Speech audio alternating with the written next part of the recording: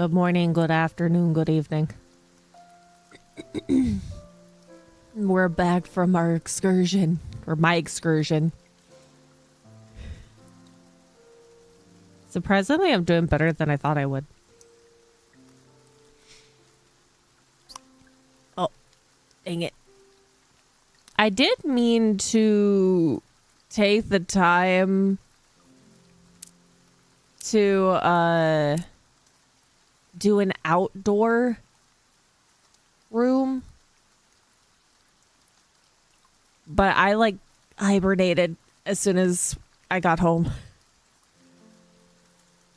I am good that I'm not dying. It's great. Maybe it's the vitamin C that I took. I wasn't really diligent about taking my vitamins, but I did shovel vitamin C down my gullet. I'm actually quite surprised. Though, I do think that there's a little bit of something brewing. But not like a big something. But that could just be because I did not sleep a lot during said excursion. Oh my god, I should have grabbed tissues before I started. There's a little bit of what seems like a cold, but not like a actual cold. I think later, because I've recently like eaten food and drank cold things. I'm gonna check my temperature and see how that goes. But so far, it's doing pretty good. Hi, Matthias. Hi, woohoo. Hi, Intel. Sigh. Hi, Sigh. I don't think my brain's all there, though.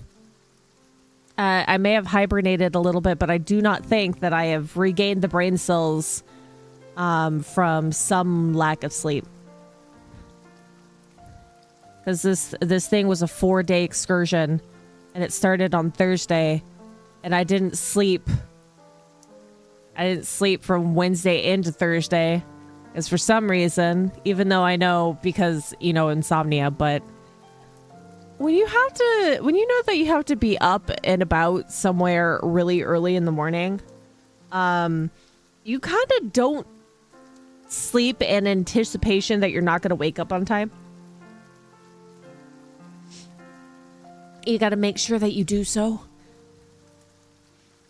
Yeah, insomnia is not fun at all. Hi, Wisp. But hey, I made it through the weekend. I did it.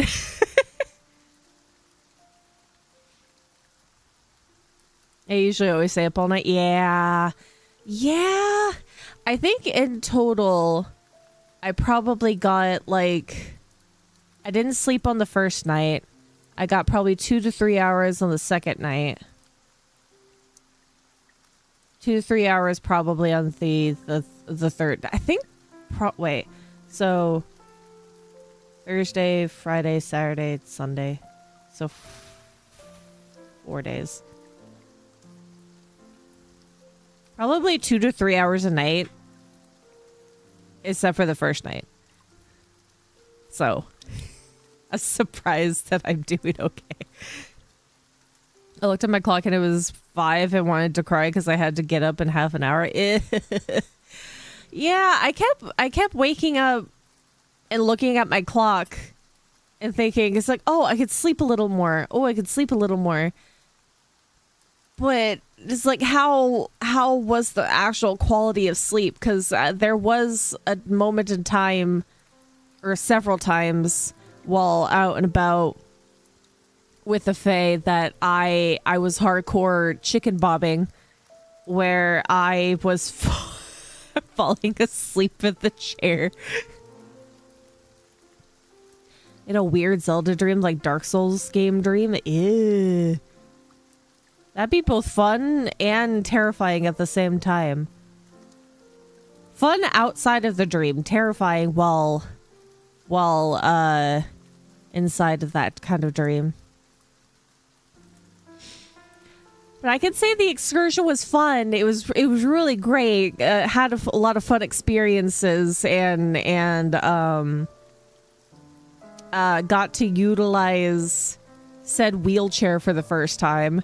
And I've learned that carpet sucks for wheelchairs. I could still maneuver around, but it was a lot of arm work. But concrete's great. Concrete, tile, solid surfaces were great. I could maneuver around no problem.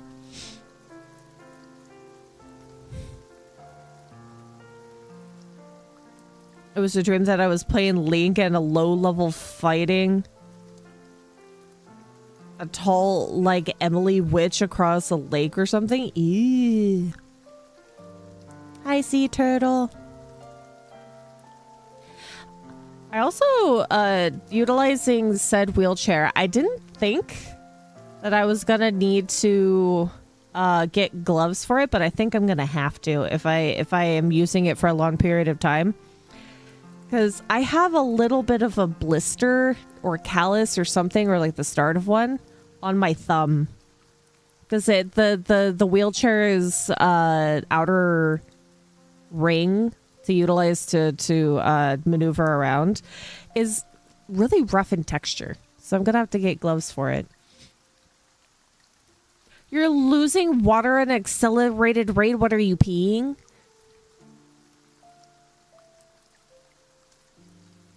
You got to replenish that water.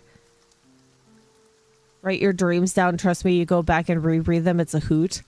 I can't remember most of my dreams. There's only a small few that I actually remember. I will be your wheelchair pusher.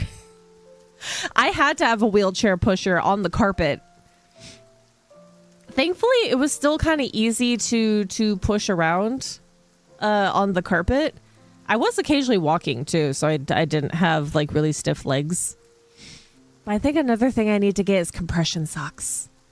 My tootsie's got a little swollen. But it was great because I didn't feel like I wanted to completely perish at the end of said excursion. It was beautiful. Usually by the end of excursions like that, where it's like 3 to 4 days of doing stuff and walking around and holding like heavy things amongst other things, my back and everything would be dead. So the wheelchair was awesome. I still have the dream written down of me playing Pal World with you and running across the map just to tell you that you're pretty. I need to get back into Pal World. They've had a lot of updates since I last played. Oh, you were replenishing water.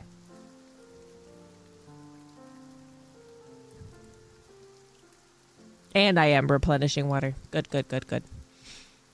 I need to wash my hydro flask, but I was fairly good in keeping myself kind of hydrated. But thankfully I didn't sweat a lot because the place that we went to actually had sufficient AC. Even when there was a lot of people around, it was not sweltering.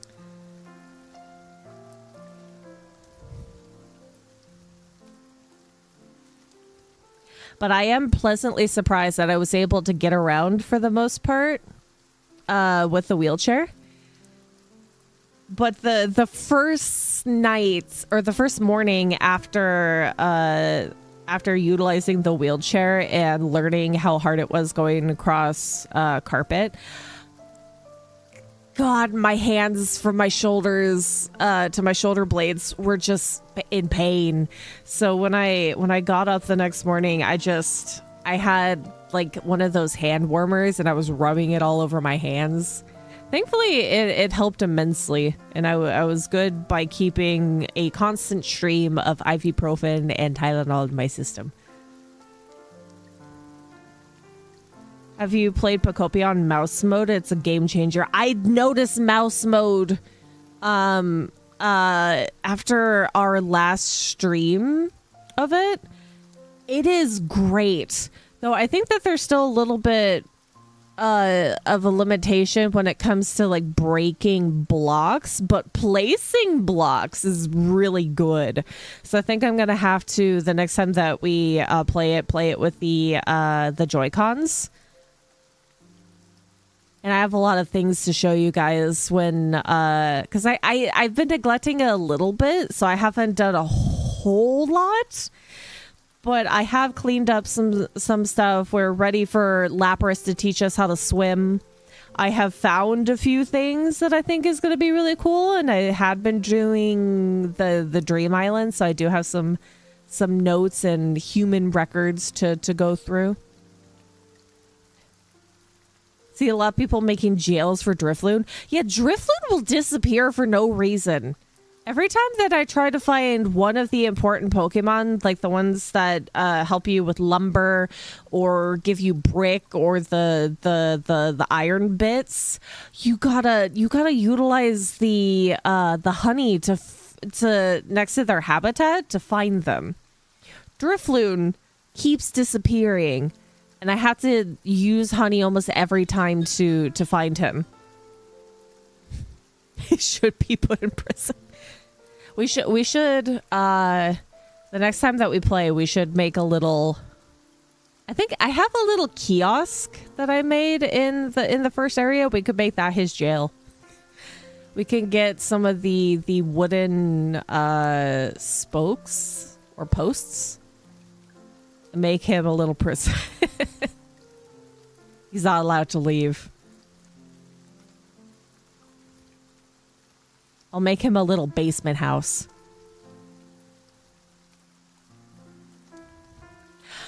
I have seen some people, though, make complete, I guess you could kind of call them a sweatshop, but they have completely blocked off access for some of the Pokemon that have specialties.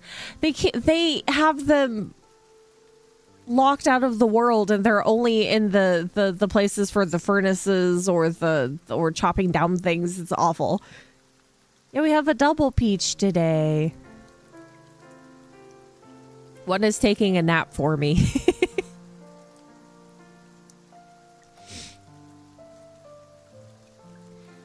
Live Peach and Sleepy Peach are my my entire state of being on the daily. The trip was fun. I had a lot of fun with it. And I've learned my arms can take more of a beating than I previously thought. Because I thought that I was going to... I mean, I did have noodle arms. Don't get me wrong. I did have a lot of... like a little bit of additional pain, some soreness to go along with it. But... I've learned that I can push myself properly in the wheelchair without too much issue, which is great.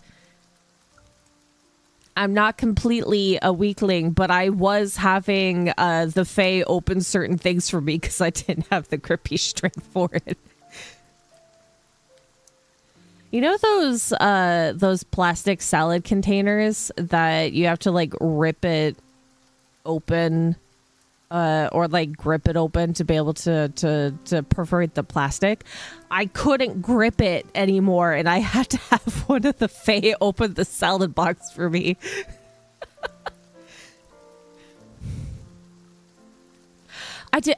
Will say that I did get a decent amount of exercise, even if I wasn't using my legs all that much for the longevity of me. I did walk around, but I got an arm workout that entire weekend.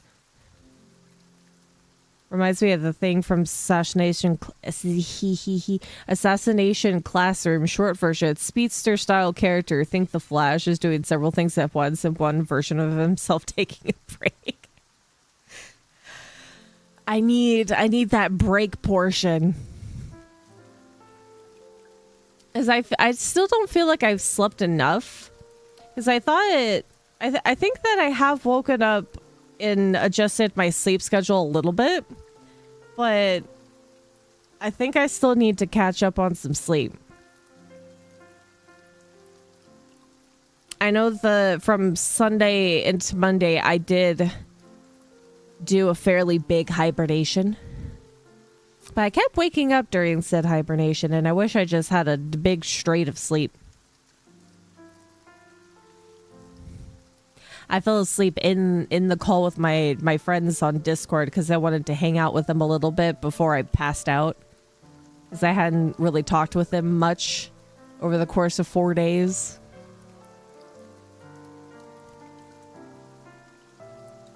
A jar of pickles. Oh my god, my nose is itchy. But anytime that I had downtime, because there was a lot of things to do during the excursion that it kept me occupied, even though I was extremely tired. But anytime that the Fae and I sat down for any extended period of time, while I was comfy sitting in my wheelchair, I actually fell asleep a few times. I did some micro napping. And on the last day, I brought one of my tinier squishmallows, so I had something to like lean my arms on, and that perpetuated some of the micro naps that I had.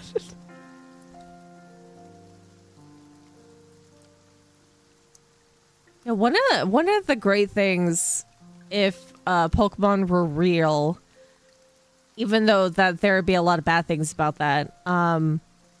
Imagine the treatment for insomnia is any psychic Pokemon doing hypnosis on you. Or you have a Pokemon that has yawn that helps you sleep. That'd be great. I'd love that.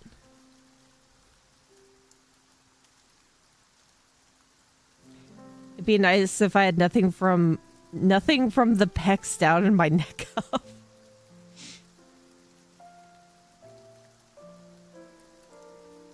Yeah, you could have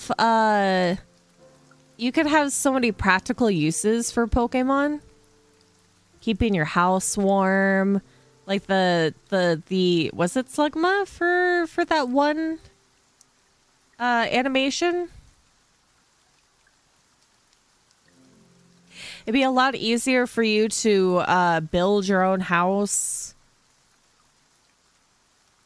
keep things clean in certain places, being able to have like exterior taking care of your house, of gardening and maintenance and things like that. That Pokemon could do so much. Yeah, Snorlax uses yawn and you sleep on his belly. See? The practical use.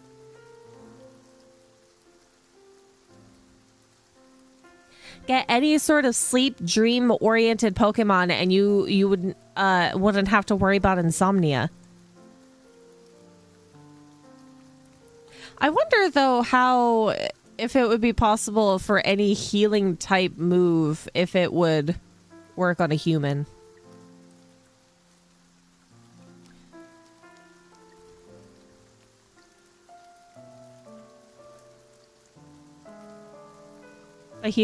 That would be the consequence.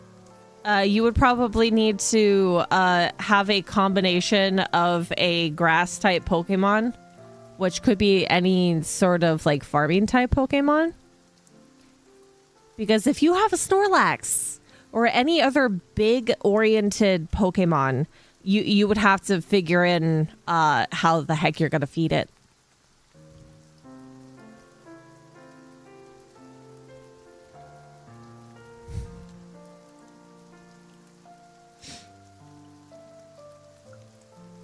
Hopefully that this callus is going to go away on my thumb. I'll just have to keep it moisturized. Speaking of moisture, I should put some hand cream on.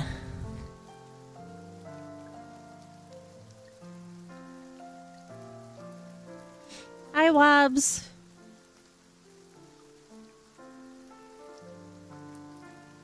Sorry, hold on. I'm putting on hand lotion.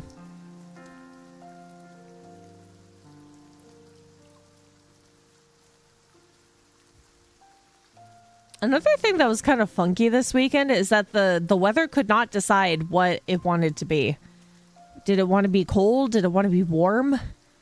One day was like 80-something degrees while every other day was in the 40s. And I still think that it hasn't made up its mind yet, though I think it is regulating a little bit. I have not gotten Slay the Spire 2, but I have been watching one of my friends play Slay the Spire 1, which looks like a lot of fun.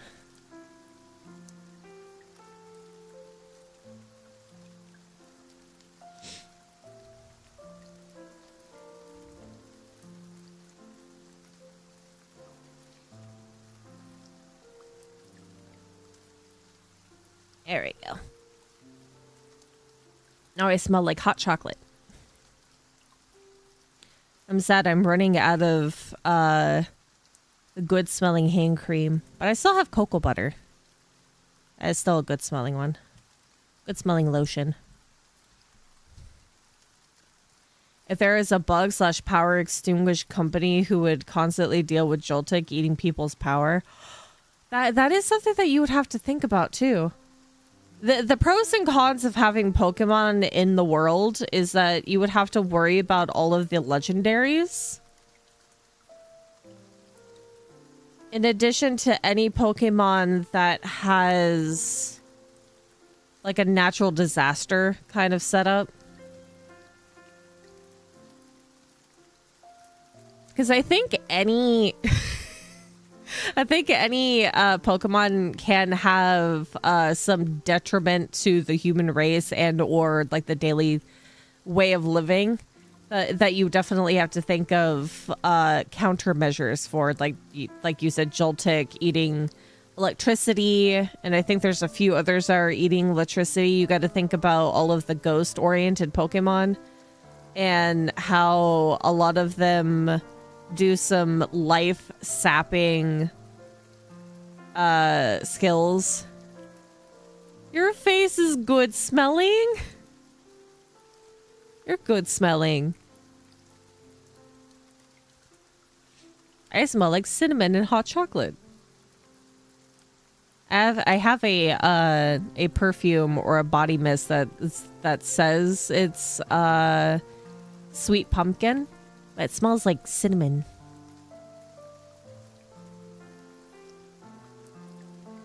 Yeah, we talked about this before. If a 12-year-old owned Arceus were cooked. Yeah. Yeah. You would hope, though, that with the fact that there's so many people in the world, that Arceus would probably not be taken by a child. We would have to worry about so many legendaries in that case. I agree, Ma. A wheelchair mecha doing? I am doing decent. I'm sore and tired and kind of like extra stiff, but I'm doing okay. Another idiot tried to make another universe by controlling Uxie, Mesmer, and Azelf, Dialga, and Palkia. I would imagine that there would be some sort of guard system for those legendaries. If anybody tried to control time and space and things like that, that would be humanity's downfall. Especially if somebody got a Deoxys. That would be also terrifying.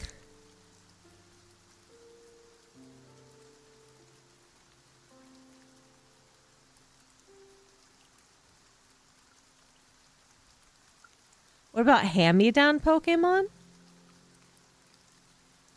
Are you talking about like your parents gave you a Pokemon?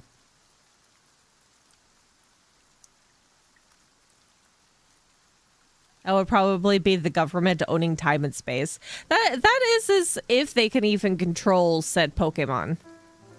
Because I know that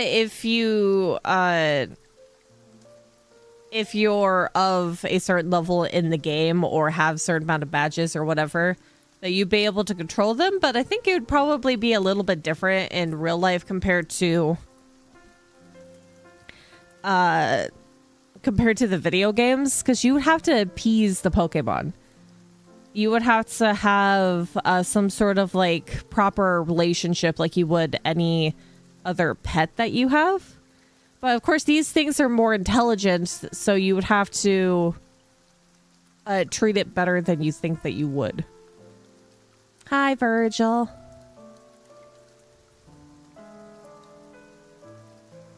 Because I don't think a regular Pokemon could mind control a legendary.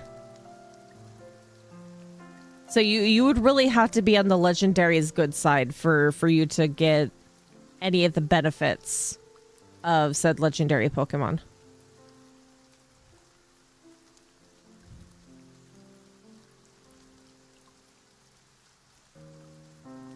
Thoughts on modding? It looks intimidating at first, but I don't typically mod things. I don't think that I've ever really modded a game.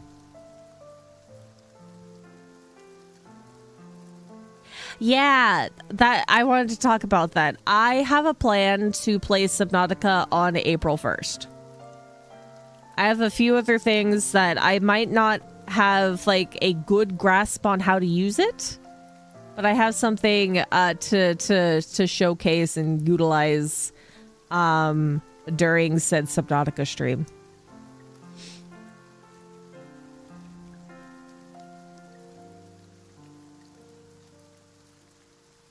Says you and that Mewtwo wanting a basic Pokeball.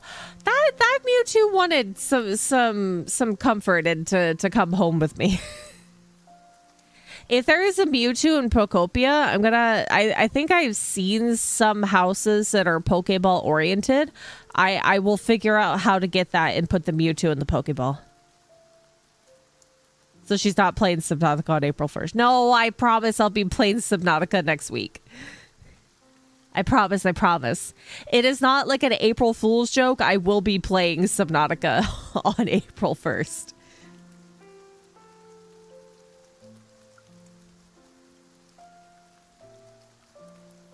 As much as I'm going to dread doing so. But I will, that's what I will be doing.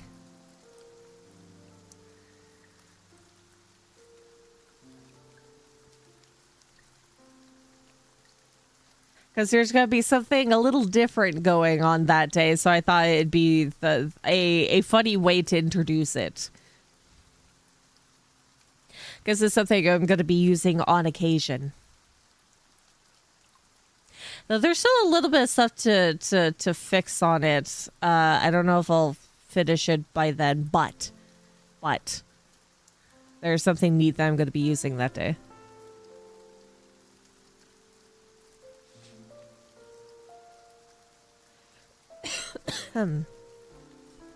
Oh, I forgot to give myself an extra drink. God dang it. That's fine.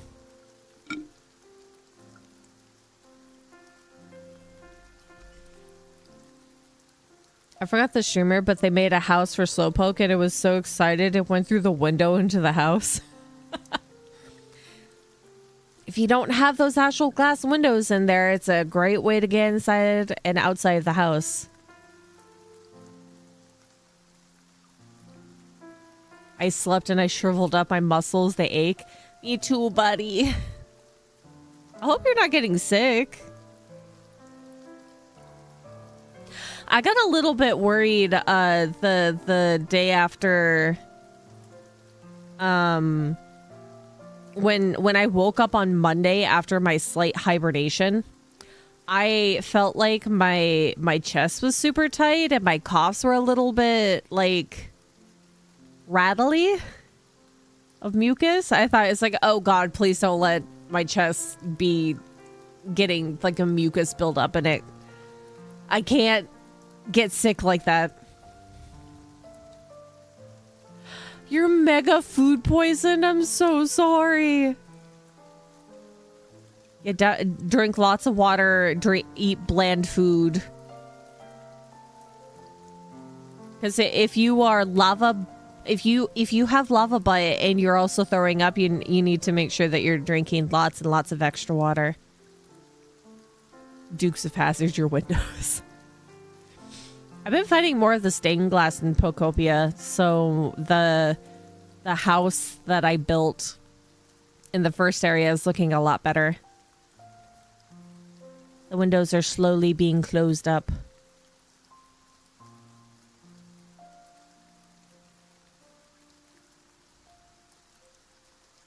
You if you have any of those symptoms, you're probably like have whatever level of food poisoning. That sucks though. I'm so sorry. There's a dry paint simulator game. They have a simulator game for everything.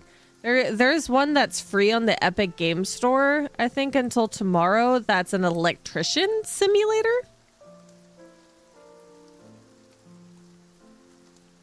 There's so many of them. You can be a convenience store clerk. You can own a supermarket. You can build computers. There's owning a bar, taverns. You know what? Hold on.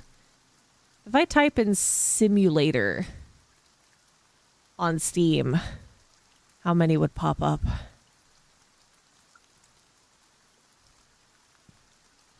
American Truck Simulator. Yeah, Farming Simulator, Microsoft Flight Simulator. TCG Card Shop Simulator, Escape Simulator, Bookshop Simulator, Water Park Simulator. I think I've seen people play that before. Fast Food Simulator. Car Dealer Simulator. Train Simulator Classic. There's so many different ones. Beef Simulator. Yeah, PC Building Simulator. Parcel Simulator, which I guess is just FedEx. FedEx, Amazon. Pawnbroker Simulator. Goat Simulator. There is a driving test simulator game that helped a few people learn how to drive. Ooh, that's actually helpful. There's a game that would periodically give you a banana chrome with a rare chance of giving you a golden banana. Guess what people did with that? What'd they do with the banana?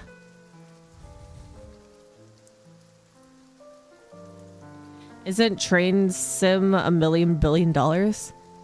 Hi, Legend. Let's see. Hold on. Where's the train simulator one? I know that usually the flight simulator is pretty expensive. Yeah, currently the Microsoft Flight Simulator is 20% off, but it's normally $69.99, or a deluxe version, or a premium deluxe version, or an aviator edition, which is $149.99. What's the difference between all those versions? What? Where'd that train simulator one go? Oh, wait, what if I did this? What if I go by price, highest price? See, that looks like a 3D program. We're not going to count that because that's almost $2,000.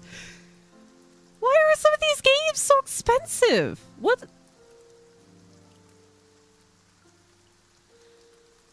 There's a game on here called True Love for $500. What?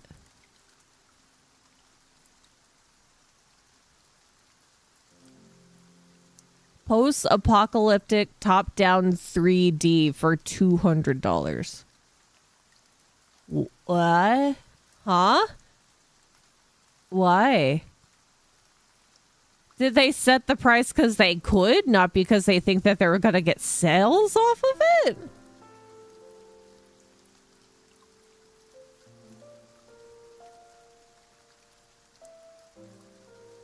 What? Oh my god, check the comments if anyone got their pilot license because of that game. Is it truly like a one-for-one simulator?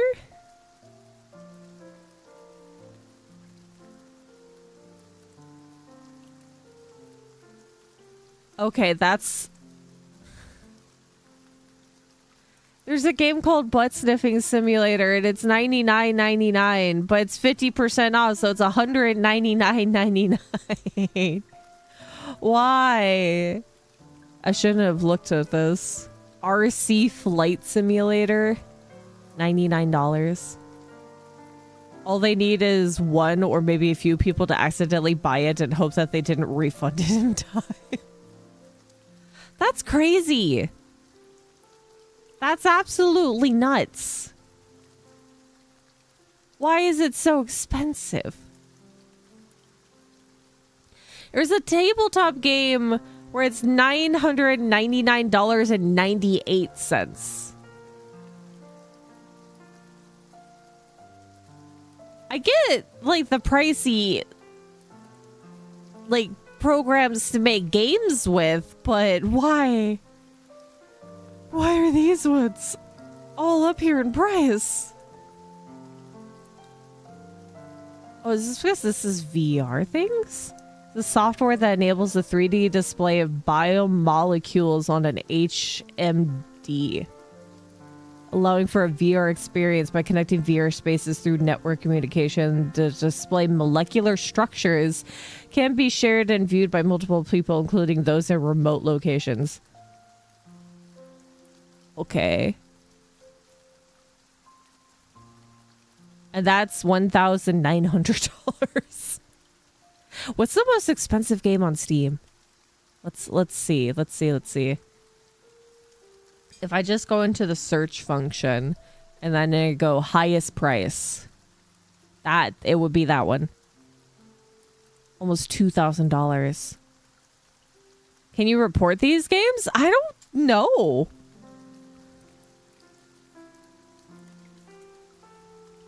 There's one for $1,000 that says you want to watch the world burn, and it looks like a pixel game.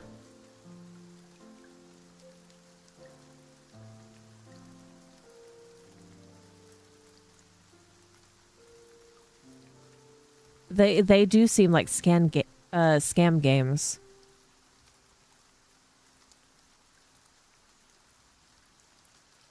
Beach volleyball competition, $290. What? That is the most basic of pixel games that I've ever seen. That's even... What?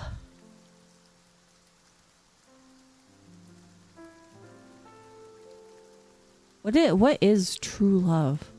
Like a weird 3D game. With looks like assets. Store assets. For $500.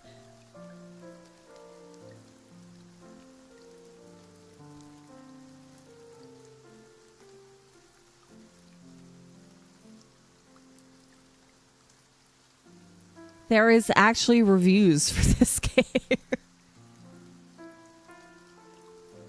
What the heck? See, I understand like Adobe Substance 3D Designer for $200. Because that's a program. But I don't understand how they're able to price video games this high.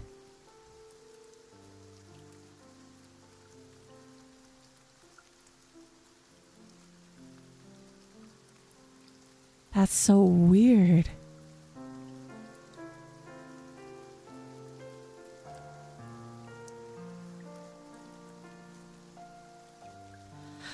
I think probably what would happen with this one is that some people would buy it out of morbid curiosity.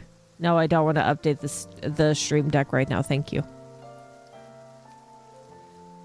What's a 10K game? What would be a $10,000 game?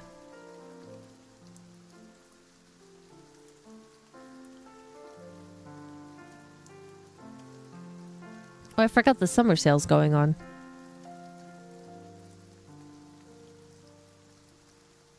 Train Simulator Classic by... Is that the one that I saw?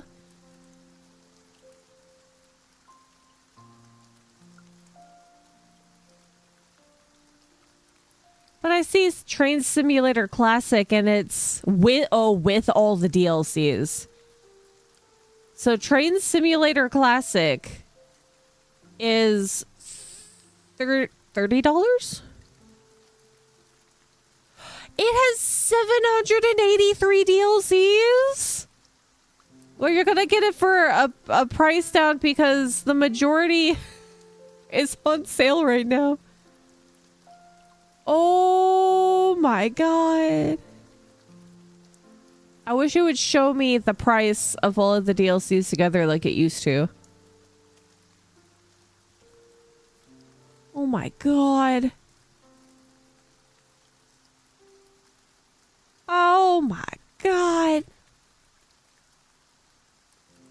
Some of these are like 20 to 75% off to, I think, what, did one of those say 90?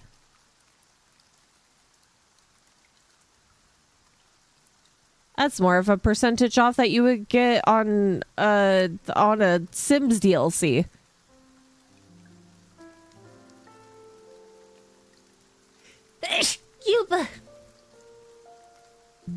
Ah, god dang it. Sneeze.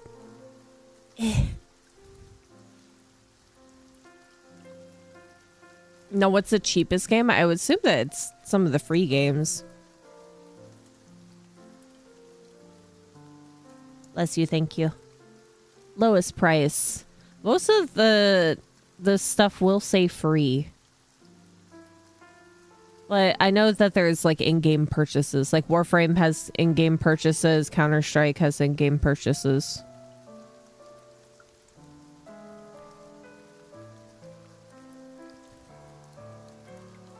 I think it's gonna be hard to find the ones that are actual free games and not paid purchases within the game.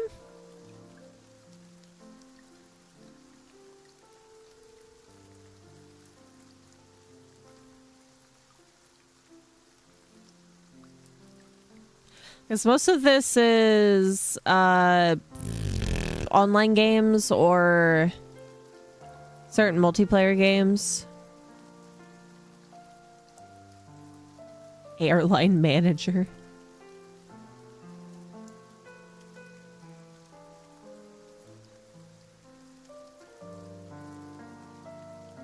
Tabs for $2.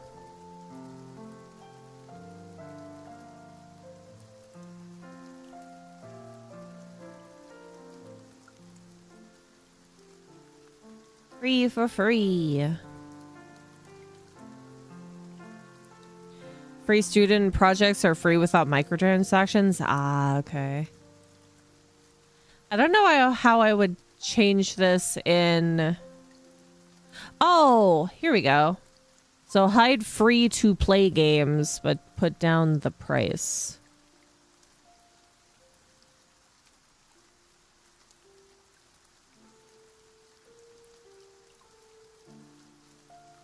Wait.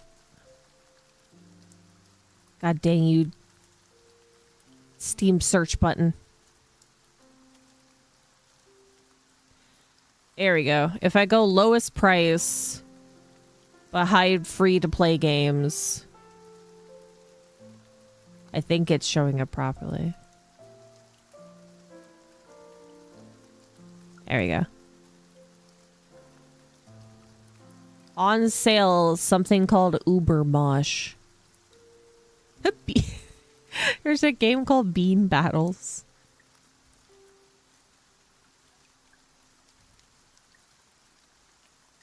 A lot of those Spot the Cat, it like kind of like Where's Waldo, but for multiple cats is also like some of the lowest price games right now. Also with some dubious some dubious games.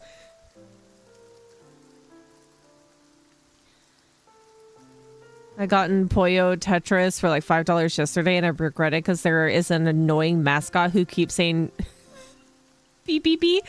When I play when I play Puyo Tetris, that's the character that I use. The little bunny looking thing.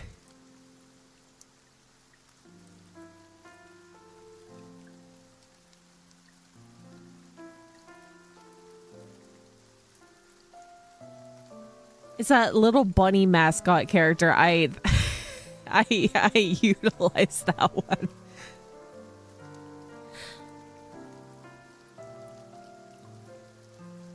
Oh, I saw that some of the AI oriented video maker crap is getting taken down. I would yell at you if you picked him. I don't play online, so it's just me hearing it. I wouldn't torture anyone with that character.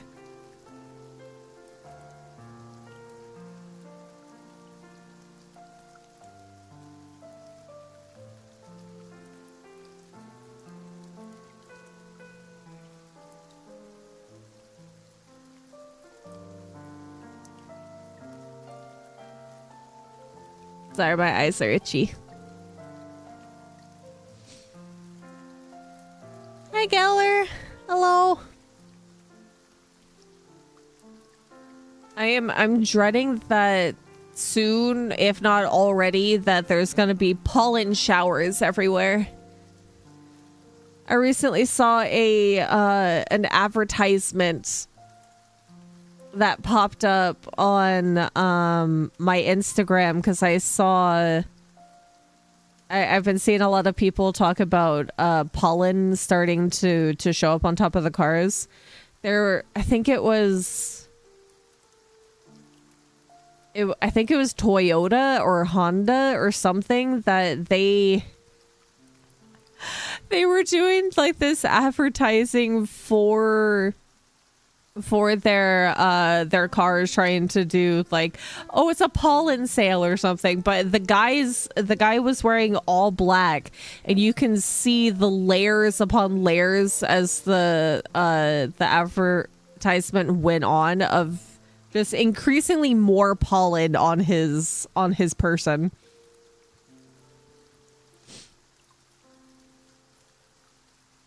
The pollen is gonna kill me soon. Are you better after the trip? Yeah, I'm doing decent. I keep telling Mama Faye and the others that we'll have to wait a couple of days to see if anything incubates.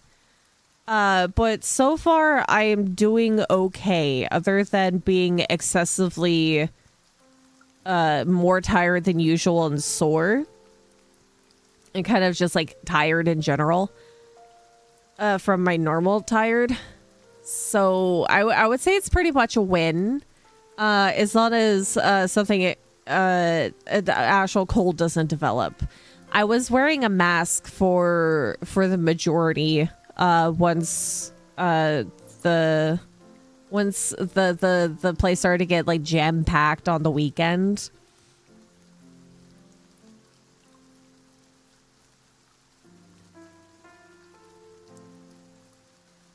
I'm trying to make my iPad into another console for Sonic Dreams and Super Monkey Ball with Miku. Remember pollen being more of an issue when I was a kid? I always have allergy issues. It makes my eyes incredibly itchy. My nose will get more stuff than usual. It is not fun. You get like that eye burny need to scratch your skin off around your eyes. There's an old video of someone burned all the pollen off the grass. It was so satisfying. Oh. Mostly I've been seeing layers of pollen on top of people's cars and around their house. Certain places are getting pollen showers. And within the next week or two, I'm going to start doing gardening outside. I'm gonna have to be careful, wear a flu mask so I don't feel like I need to scratch my skin off or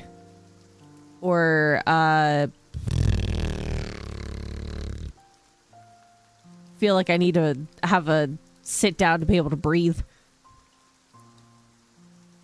Because once your nose is almost completely clogged, it feels a lot funkier to attempt to breathe, especially if you're trying to eat food and your nose is clogged. It's like chewing with determination so you can breathe faster.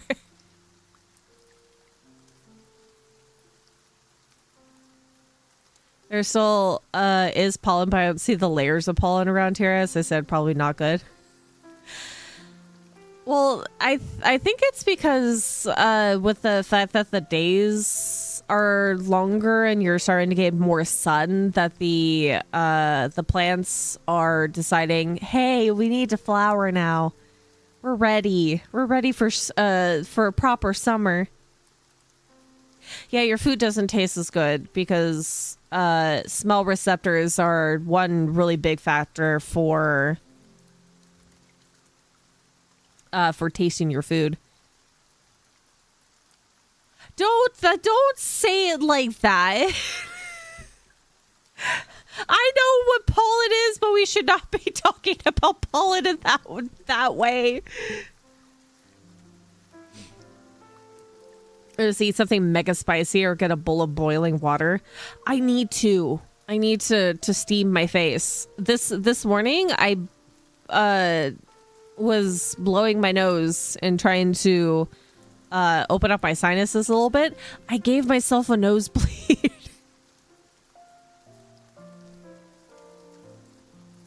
Thankfully, I don't get a lot of nosebleeds as much anymore.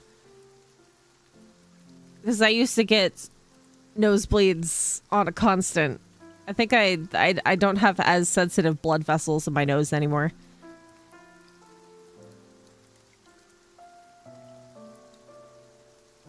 In general, probably the less plants around.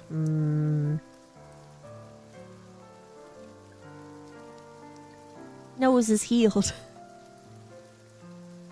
It's like how I saw in real time as light pollution swallowed the stars. Yeah, I do think that I blew my nose a little bit too much. But there was something stuck in there and I needed it out.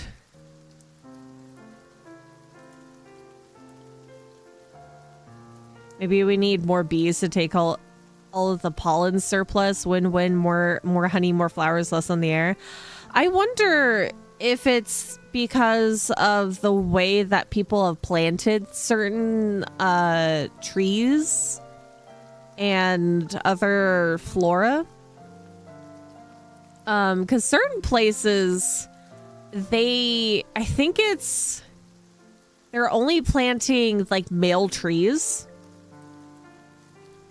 So instead of like getting like proper male and female trees, they'll mainly plant male trees, which is why you get such a surplus of pollen. But the pollen has practically no use if there's no female trees around. So it's just pollen everywhere.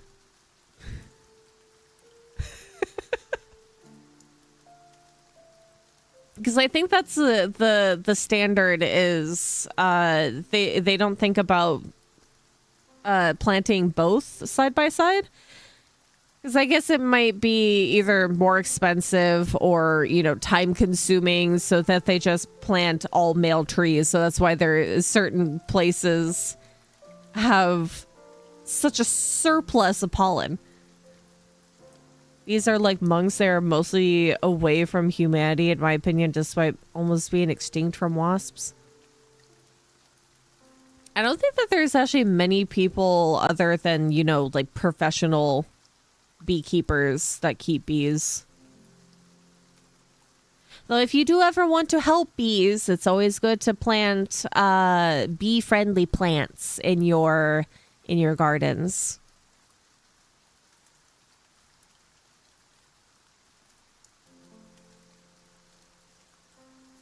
I got to get my button gear and finish up cleaning a lot of the garden area. I think I still have 2 bushes to take out. Because the only thing those bushes do is just die and look really ugly. You're bee phobic? That's understandable. I like bees, but I don't like bees being around me. As is with most bugs, which is funny because I love outdoor oriented things, but I have such issues with, you know, skin issues, and having to deal with bugs is not fun.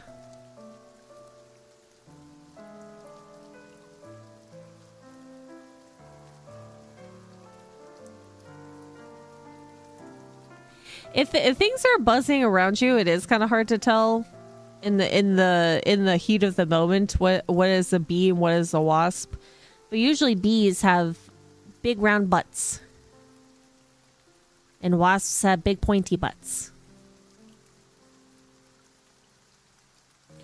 Bees are fuzzy, wasps are not.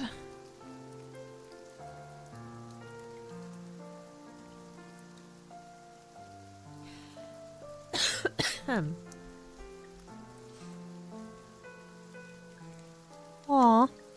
There's a cute video waving hello at the camera. Well, that's adorable. When we're sitting outside as a kid eating fresh plums together. Aw. You gotta be careful when eating certain things or wearing certain things, because bees are very much attracted to anything that looks like a flower. Yeah, bees have a badonkadonk. They have big fuzzy butts.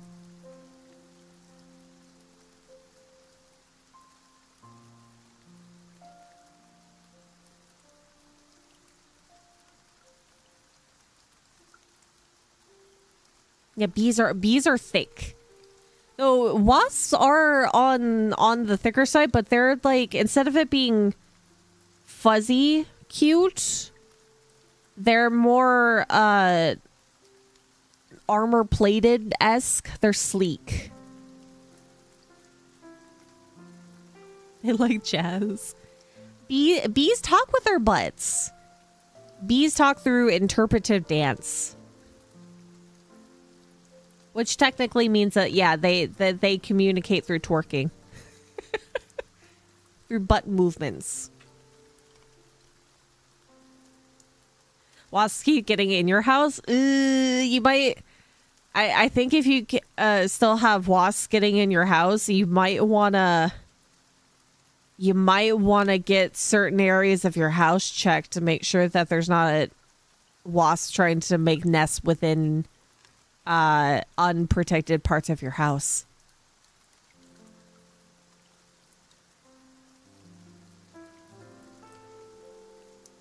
Bees know how to do basic math?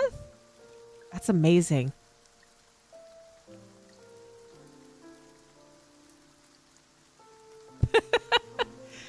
Bees can also seduce a woman that was almost married. Hey, if the bee is charismatic.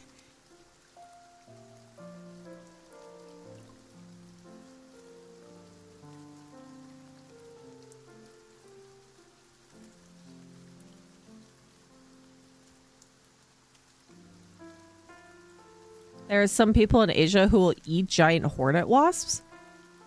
Really? Is that a thing? Hold on. Let's take a gander at that.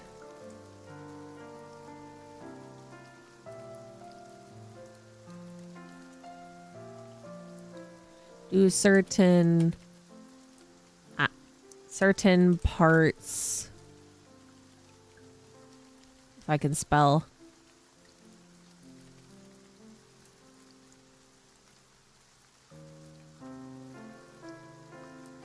Oh, particularly in Japan, China, Vietnam, and India, consume giant wasps and their larvae. Oh. Considered a delicacy, larvae are often harvested, fried, and or boiled for a crunchy, sweet taste, while adults are sometimes used in medicinal alcohol. See, I knew that bit. I just didn't know that they were, like, normally consumed. Is that why I had Sometimes I would make random soups by dumping a bunch of canned like veggies, mushrooms and stuff into a pot. I don't remember exactly which brand it was, but it was a bunch of like wild mushrooms. And I'm pretty sure it was from that. And I had a wasp in the can, which ended up in my soup and in my mouth. Maybe that could be a... I know it's accidental. It's not intentional to have it with the mushrooms, but maybe we're like, oh, that's fine. Have a fun time riding your bike. Get some good exercise. Bring water and a snack.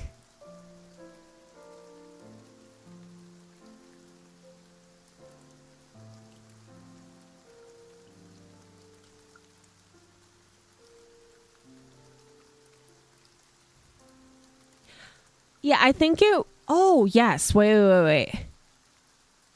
I think it was mixed... I think it was Mixed Mushroom, the Geisha brand of canned mixed mushrooms.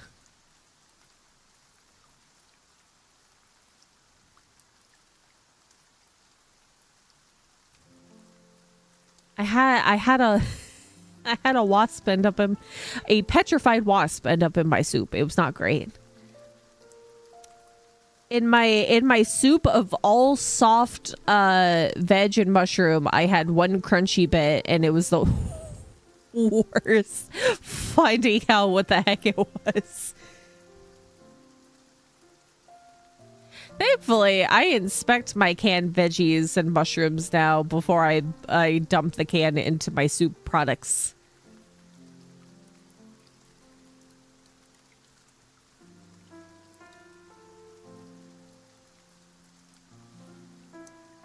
Like hives, they would put it on a suit and harvest the larva eggs, and it would be dangerous if a tiny hole would be... Yeah. Can you imagine? It'd be like that one situation in... What's it? What's... Oh, crap. What is that movie called? It was like it was a comedy movie, but it ended up being like a little asteroid hit Earth, and then a lot of things began mutating.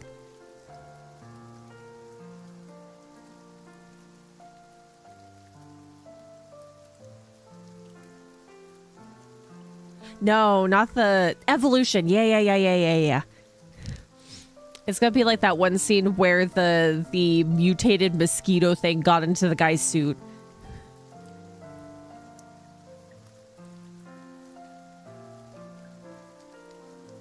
Terrifying. But yeah, Nicolas Cage bees. That was what, The Wicker Man? That's why you always see put the lights on or be like my friend having a Huntsman spider in his cereal. Oh my god, no, I cannot even imagine. No. Yeah, that's why I don't like preparing food in the dark unless I have a migraine. You gotta inspect your food. It doesn't matter how recently I bought bread, I will always inspect my bread before I toast it or eat it.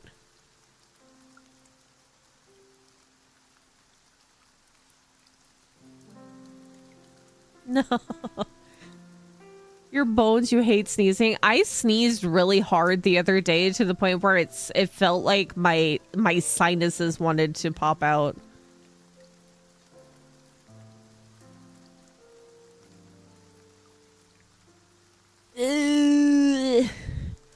It's like that. Oh God.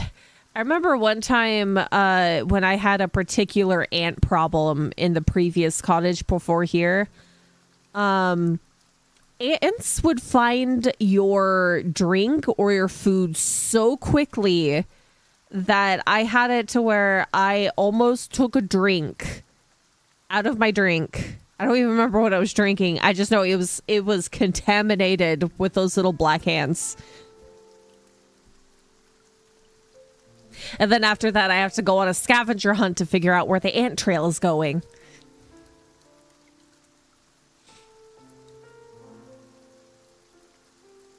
Huntsman spiders cause car crashes because they like to chill inside the car. I've actually had a wasp inside of the car before. I had to get the Fae to pull off on the highway.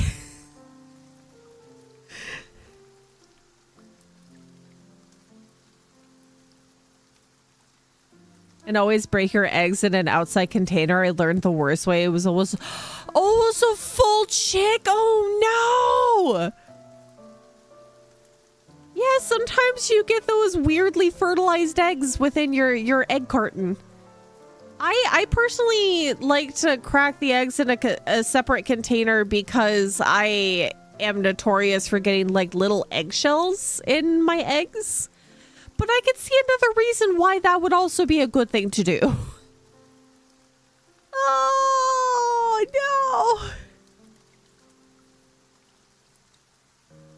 no. Free balloon. Oh, God. Yeah, ants give off pheromones. They also give off pheromones when they pass away. Which cats will go feral for. If you kill an ant with, like, you say you squish it with your thumb, be careful around your cats after, because they will go absolutely nuts to the point where they start biting you with the pheromone that comes off of a dead ant. Yeah, I think Sai's just lurking, so they probably are not fully paying attention, so they're probably okay. As long as they don't have visuals, they're good.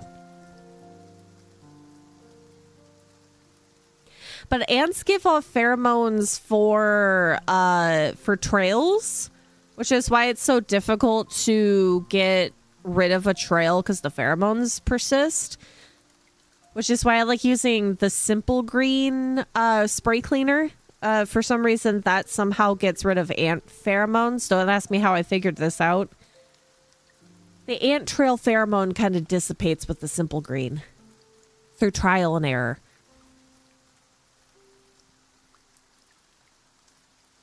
It happens when you buy true free-range eggs. Yeah.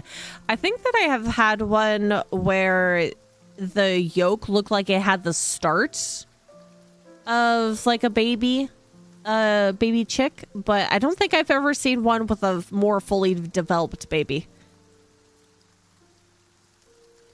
Yes, cinnamon. I've heard cinnamon does wonders. I haven't tried it myself because when dealing with ants, we went for the more extreme measures that were pet friendly. One of them was using diatomaceous earth around certain areas that the ants were coming through because the diatomaceous earth is so drying that it will break their exoskeleton. It would dry them from the outside in, basically. Petrify them.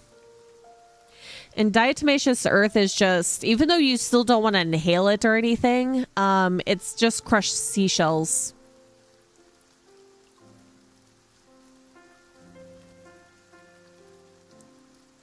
Doesn't work as well for some of the bigger ants, but any of the like sugar ants or the ants that really like electronics, all of the really, really small ones are the diatomaceous earth works really well. And gnats are also a nuisance.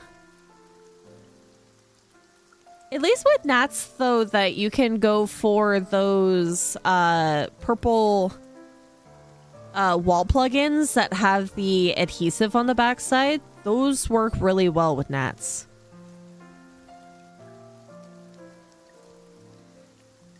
Yeah, seashell skeletons to kill insects.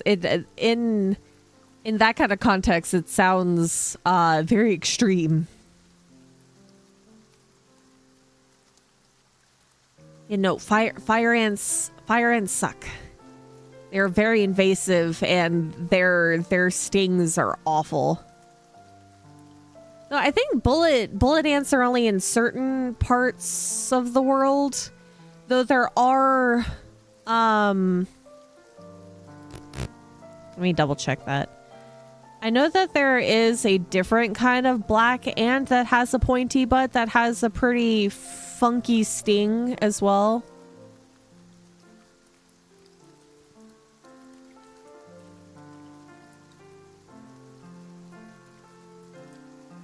Yes, Central and South America.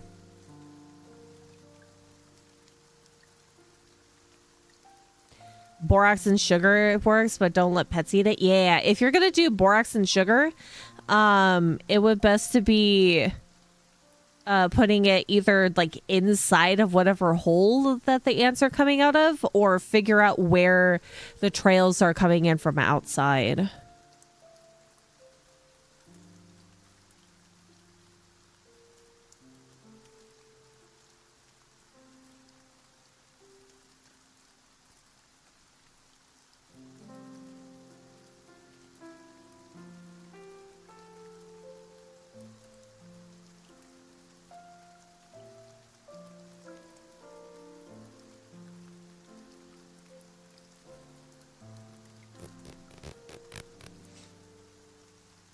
I think always my biggest concern is spiders, though.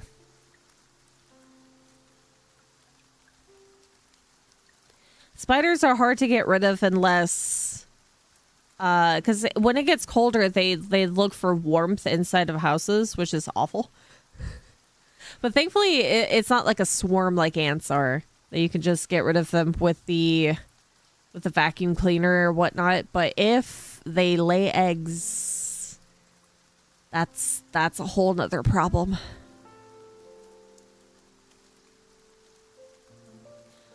That one blue shrimp with the blue shrimp Pokemon with the giant claw. Yeah, there's pistol shrimp and then there's mantis shrimp. By the salt gun.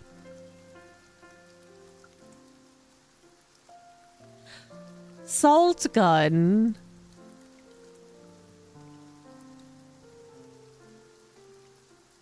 Oh, I just realized a equivalent of my Subnautica to size issues, with big bugs.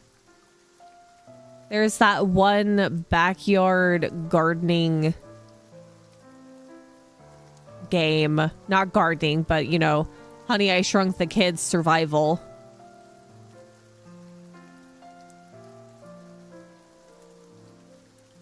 I don't remember what the name of it was. Oh, no.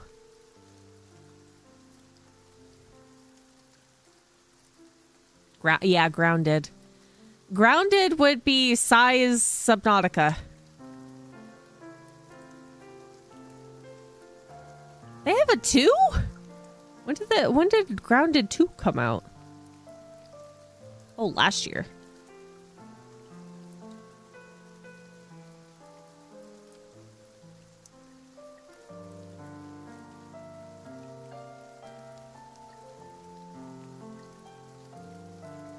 Yeah, I don't think Sai would be able to play that game.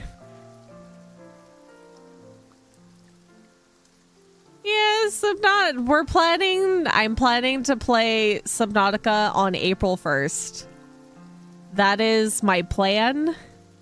That is my thought process. Because I have something fun that I think will suit, because it's not something I'm going to use all the time, but I have something for an April 1st Subnautica stream.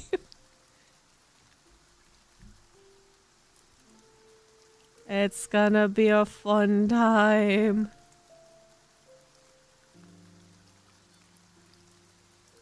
Oh my god, I have so many notifications going off on my phone.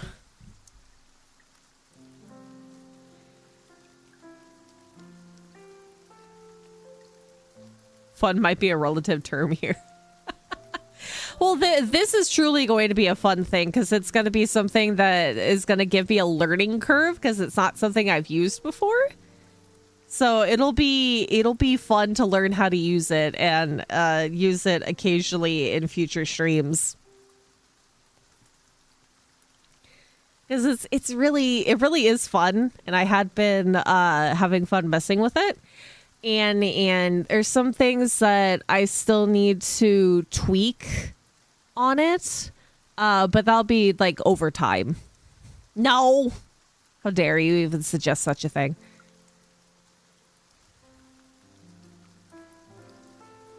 You heard her, guys. She's taking off the face of the snail will be playing. Have that as...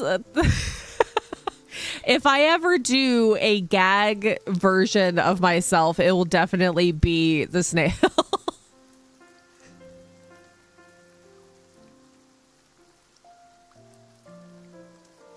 Yeah, I will be having less fun with Subnautica itself, but it's going to be fun utilizing the thing. But no, it's no, like, external control thing. It's nothing of the sort. I'm still trying to figure out what the heck... Did you guys see the haptic ball thing with HoloLive? I have no idea what that exactly is used for or why.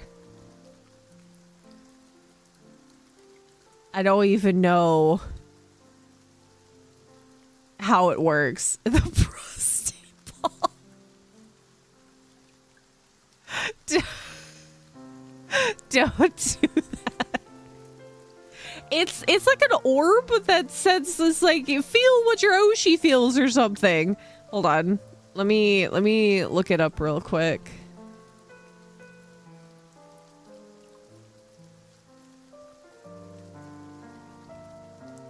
It's... I think it's called haptic.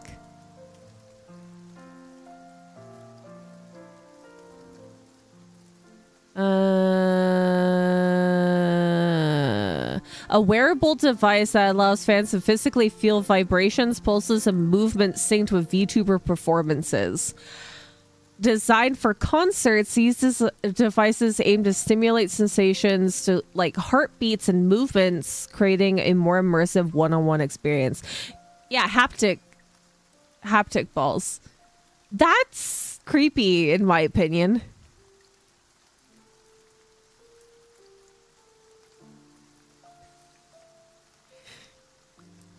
Instead of a heart rate monitor, it'll be a pacemaker crowd control one stream that almost immediately ends with a heart attack. I guess if your Oshi is dancing to a concert, I guess you're gonna feel how hard their heart rate goes. I don't know. It's still kind of odd. It's kind of weird. You say you have plans for April 1st, or actually plans for April Fool's prank. It's not an April Fool's prank. I will actually be playing Subnautica, but there is going to be a little bit of a twist to said stream. Not like a twisty twist, but just something a little different.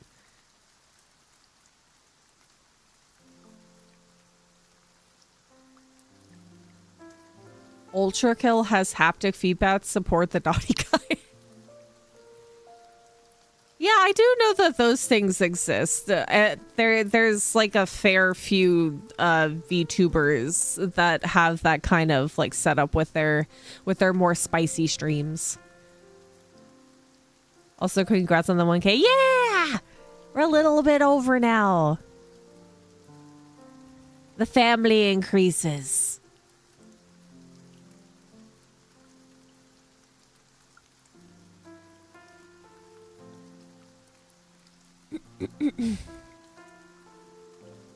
Also, did you guys see that they already have a demo out? And I guess it came out today for Tomodachi Life. It came out today. And I'm already seeing some absolutely beautiful Miis that people are making. People are going above and beyond already. The crime scene simulator will be updated with 5 new maps tomorrow. Yes, that's another thing. That's another game that we need to finish up is crime scene simulator. I saw that there was more stuff coming out soon, and I can't believe it's tomorrow too. There's so many updates for things. We gotta finish Digimon, which I think it's going to be finished this Saturday. Saturday? Yes. Saturday, as long as nothing goes wrong. Are you putting us in Tomodachi? I want to. We'll make some Miis together. I do want to play the demo because it says the demo will transfer over into the full game, and you will get a I think it's the hamster Kigu, or the onesie. Can you tell me not to buy more merch? How much merch have you bought recently? You should limit yourself.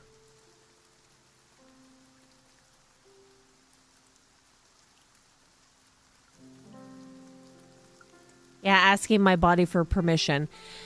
The way that I feel right now, I am hoping that it stays like this and not get like into cold territory. If it stays like this, we're fine for the rest of the week's streams.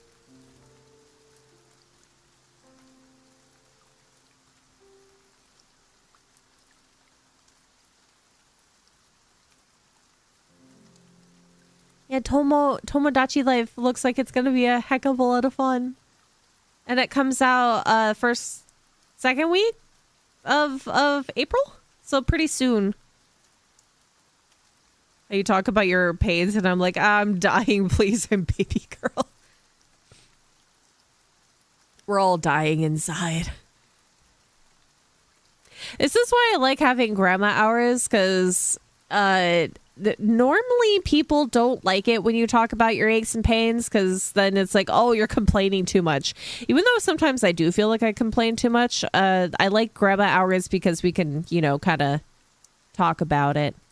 And that's the main reason for grandma hours, other than, you know, regular chatting with everything else.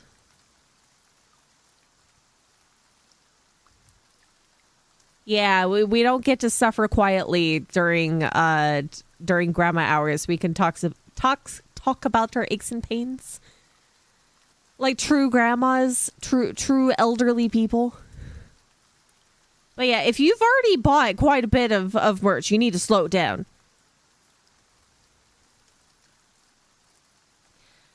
We don't need for having to use Sai as a great example of how much yarn they buy. So don't be like Sai. Slow it down. You savor and look at the merch that you currently have.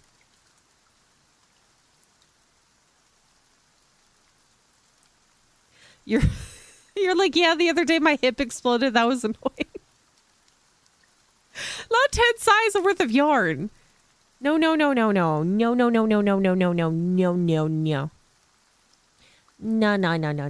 We don't need that much.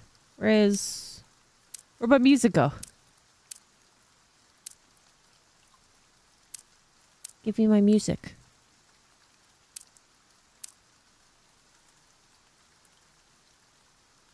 Is my music not looping?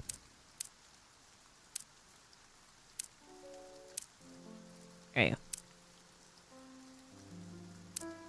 Oh, whoops. There.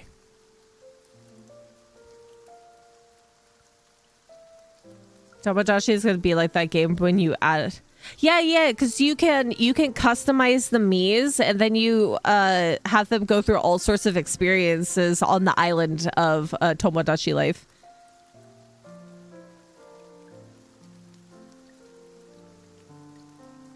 I could say that my hip didn't explode during the outing, but it did feel like it was very like wanting to pop out of the socket. And every time that I got up out of the wheelchair, my it was snap, crackle, pop, it's me.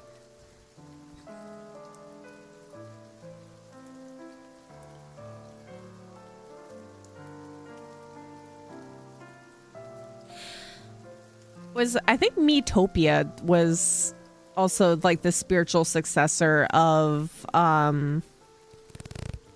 of Tomodachi Life. And then there's like adding you guys into Cult of the Lamb as well. The funniest part is today I had a birthday to go to and tomorrow I had to get a vaccine. Oh, and then you're having to deal with all your other crap. I'm so sorry. Your legs are dead? Well, good job going on your bike ride, though. Oh, Sai got shot and tanked. Oh, that was the Oregon Trail. Sai got shot, I think, like 3 times in that one session for the Oregon Trail.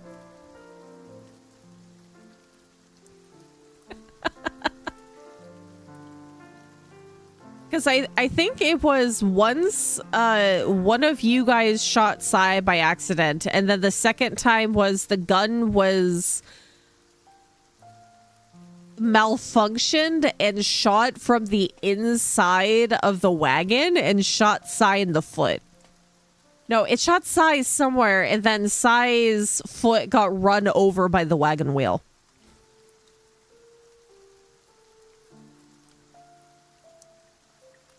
I am terribly surprised that during that session that everybody somehow lived. Deserved? It wasn't deserved. Sai was really doing a lot that run. They kept getting lucky and bringing home stuff or being able to find things to bring home that let us survive.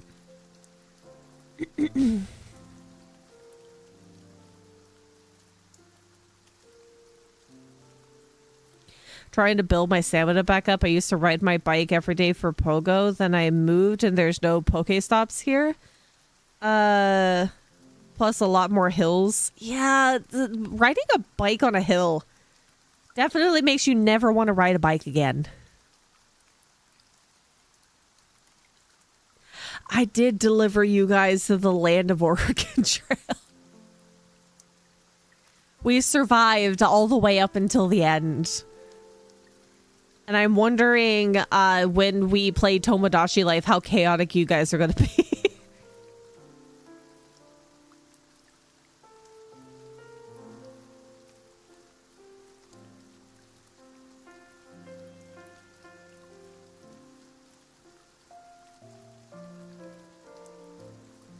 Illinois is fine. I could ride country roads. With how certain places are laid out, especially if you're living in a city or like slightly in the countryside, getting around on a bicycle is difficult.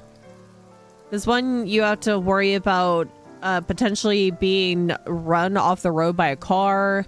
There's you can't get there from here. Because they don't have surface roads to certain other roads that kind of block your path it means to get through.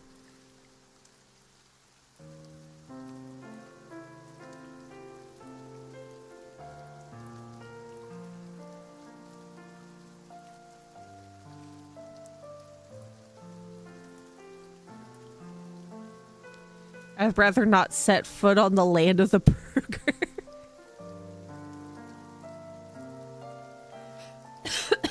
Are you talking about just the U.S. in general or a specific state in the U.S. for the land of the burger?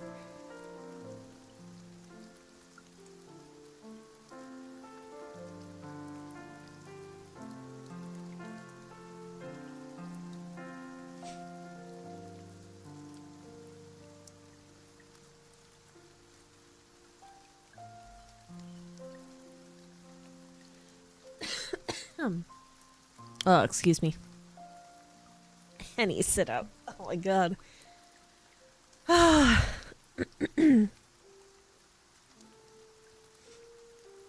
In general, bad car infrastructure in Court Zero.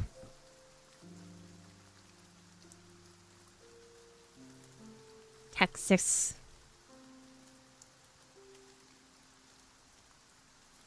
Does every state have a food oriented towards them? Like what they're famous for or something.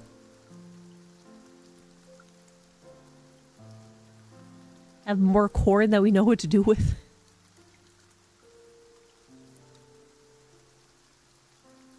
My God, why am I suddenly itchy everywhere? Ah. Want to scratch? Oh my goodness.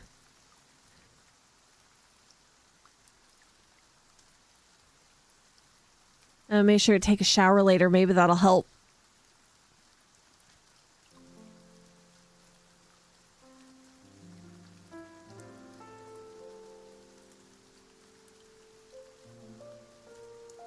Do you guys get it when you scratch your arm, or even like whatever part of your skin, that you just do like one line down and it's just one line of red? This is why whenever I rub my skin or wash my face, my skin gets insanely red. Now this is bad because I'm just getting itchy everywhere. I could draw a smiley face on my arm, which is probably not something you should be able to do.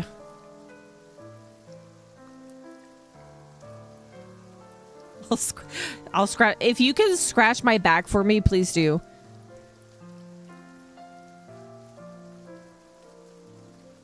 Ask me if we'd ever run out of syrup in the house. I don't think you would. You fail to understand. When I scratch my skin, if I happen to do like one line scratch down my forearm, it'll leave like this line of red that will slowly show up on my arm, and then I'll stay there for a while.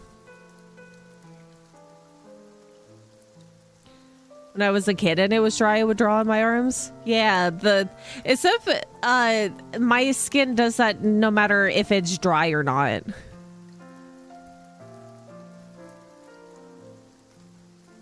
I could do that on my leg, on my arm, on my anywhere. And it just gives me this one long line of red.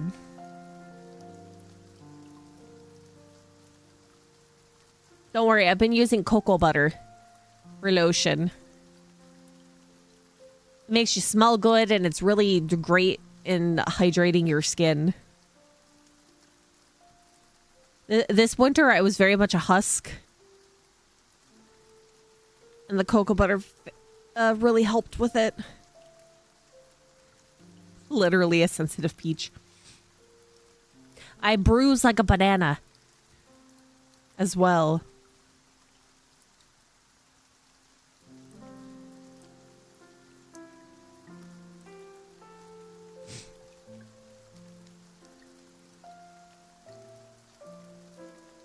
Oh my God, I can't stop itching.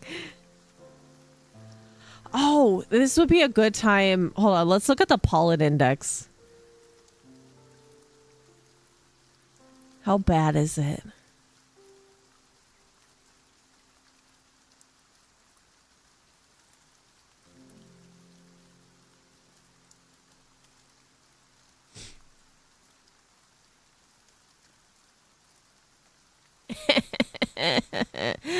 It's moderate.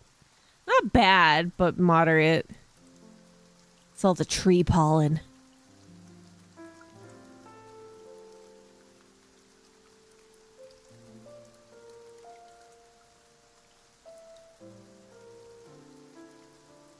Tree pollen.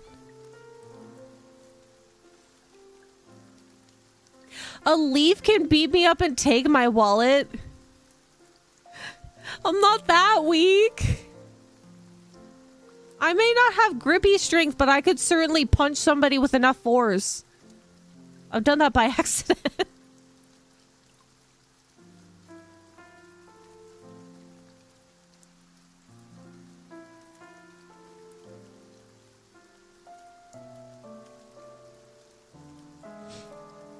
I also have an issue with dust. Dust makes me insanely itchy. Whenever I clean up the inside of the dryer, like getting the vents and stuff clean, it is the aftermath is so itchy. I have to take a shower after. An Australian leaf that has silicone needles that inject neurotoxins. Okay, that one could that one could definitely beat me up for my lunch money. I would let that leaf win. I would put up no fight.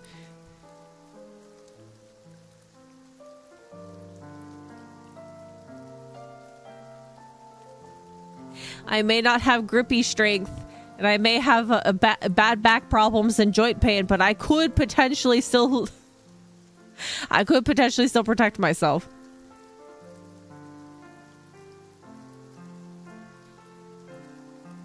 A mode of dust will make me sneeze myself inside out. I feel you. Yeah, the lint trap. I do the lint trap, and then also because the laundry room is really tiny, and I am the one that's able to get behind to clean the vent in the back. So it's my job to clean up all the lint and dust. It's not as bad if I'm just doing the lint trap, but after a while you do need to clean the vent and the tubing, which requires you to get like a really big brush and start getting all of the caked on dirt and dust out of there.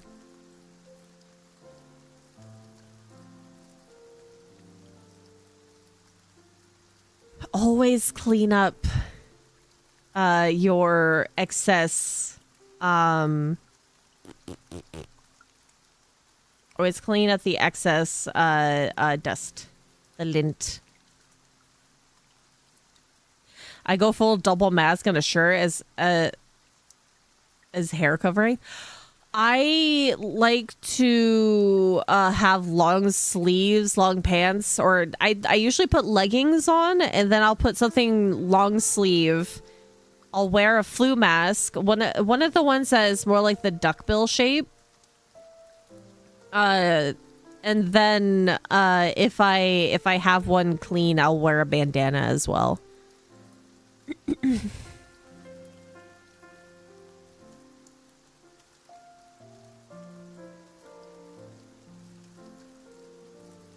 And then if I'm out gardening, I'll have overalls and long sleeve shirt, and then also I have a full hat / face and neck cover for UV protection.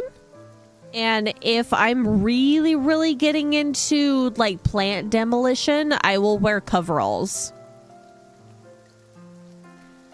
Like I have slight hazmat suit coveralls.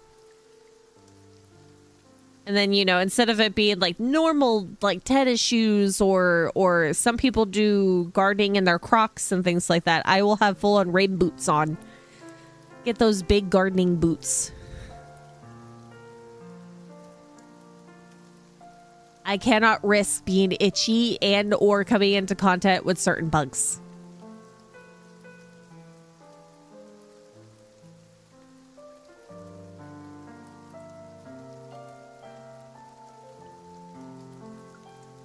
Also, side note, did you know if you have a shellfish allergy, you're allergic to cockroaches too? Like certain types of bugs?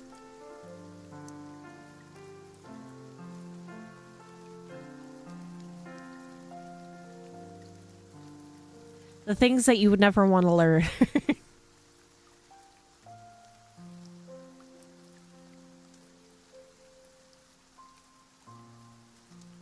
What, $16 on Etsy? Cockroaches must be yummy then. I don't even want to think about that. I do know that people probably eat cockroaches somewhere in the world, but no. No.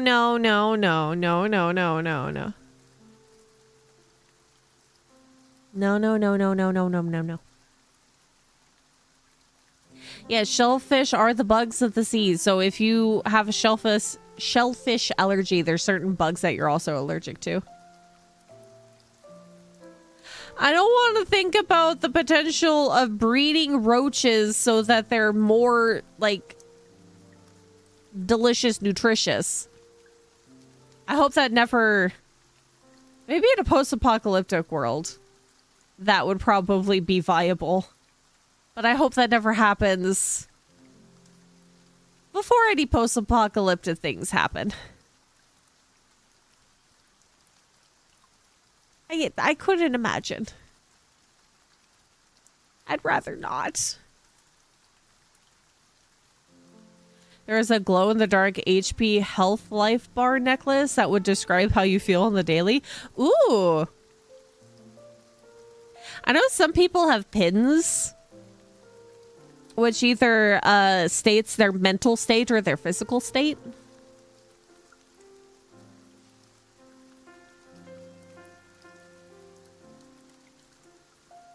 We selected via breeding the shrimp to be this big. Why not a massive tender roach? No. I hate cockroaches. Why did they do something like that in Fallout? Did they actually eat the rad roaches? Roach tendies? Ew.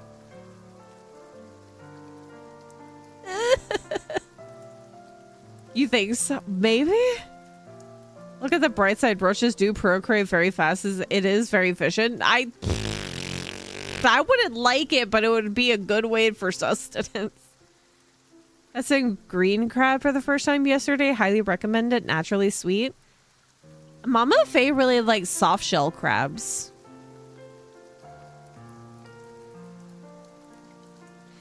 Roach tendies, now more like roach crunchies.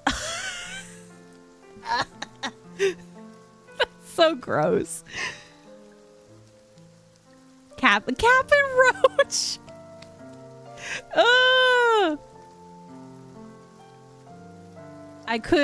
You couldn't force feed me any roach related product. I dealt with so many giant cockroaches back in the day that I have dealt with them for a lifetime. I can't. Yeah, king crab once, and most of the time spider crab. Oh. Only crab that I've had, actually I think it was lobster. Mama Faye got shrimp ravioli with lobster sauce, and that had like little bits of lobster in it. It was pretty tasty. Yeah, I love crab. Crab is delicious. We don't tend to do like the legs of crab or lobster or anything like that. Usually it's like lobster meat adjacent. You have like a sprinkle of lobster in it. You ate a candied scorpion? There's some museums that do museums and touristy places that do lollipops that have scorpions in them. Isn't it just fish? If you're getting the fake crab, it's fish. We usually have fake crab. Mama Faye dubs it frab. But that is just fish.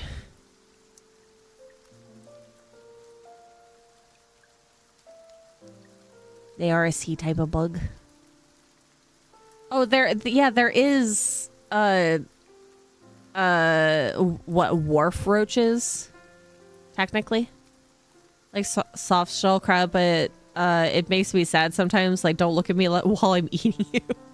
Well, soft shell crabs are usually just it's not like necessarily that they're baby crabs. They're just in the in between of their molting stage. How dare fake crabs spoil my crab ragoons? I would hope that their crab ragoons are actual crab, but they're probably fish.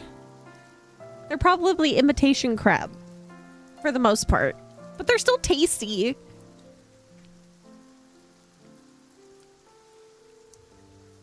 Mama Faye has I think shredded fake crab in the fridge.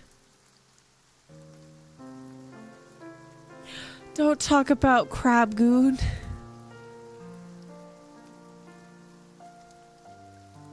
How much meat would a crab-sized cockroach even have? I think it's mostly in the butt area. So if you can think about it like a lobster tail in a way, I think that's basically what cockroaches have.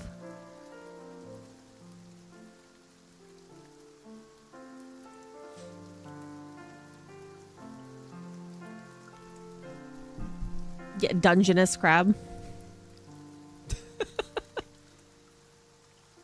So if they did have like rad roaches, which is like really almost human size roaches, like Fallout size, that would be a decent meal right there. I don't want to look this up. I'm gonna do it. How big's a rad roach? How big is a rad roach in Fallout?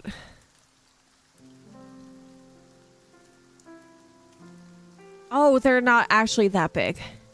Still big, but roughly 2 to 3 feet long. So that would be a decent amount of sustenance. Commonly compared to house cats, these creatures are heavily mutated by radiation, featuring a strong carapace and large biting mandibles.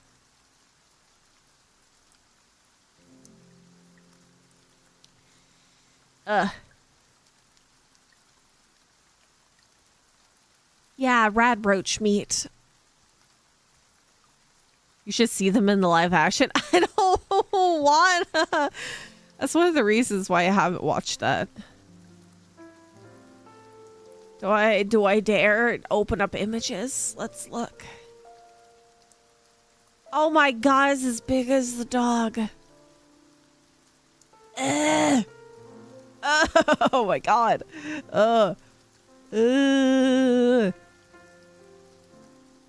See, the rad roaches kind of look flea-esque with a little bit of beetle in terms of size. Oh god. Oh, that's grody. Will it show me the movie one? Fallout TV series?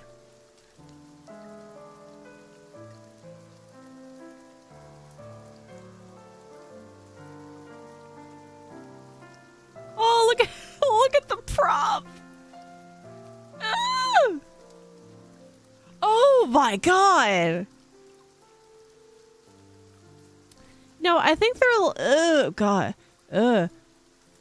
Oh, no, never mind. I was gonna say they look creepier in the game, but I'm gonna say with it crawling on the wall where it's at, nah.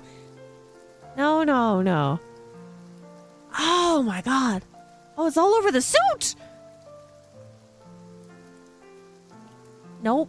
No. There's a rad roach plush toy.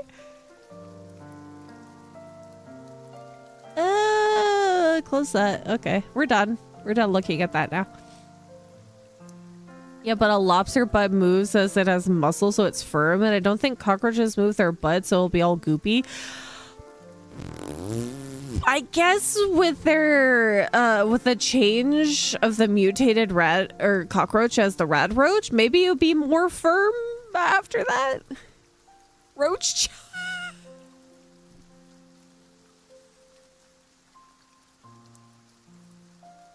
I mean, you can thicken up Jello to a certain point. At that point, should you call it roach tofu? Instead of it being like rad roach meat, because it doesn't have the same consistency as meat, but it's more jello and tofu in terms of substance. Rofu. Yeah, roach rofu.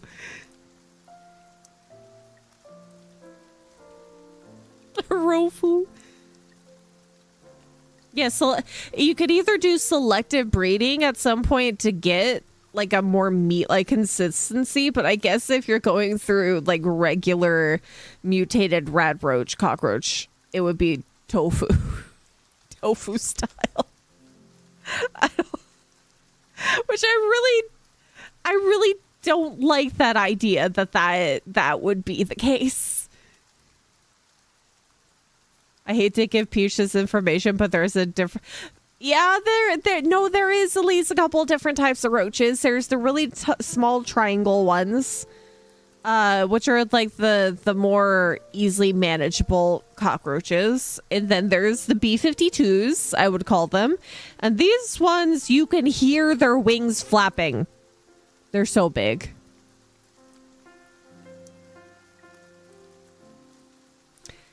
I have dealt with those ones before and I hate them. There was a guy who made a cake to look like a roach. That's dedication. It probably looked awesome, but I would not want to eat that. I don't want a roach cake.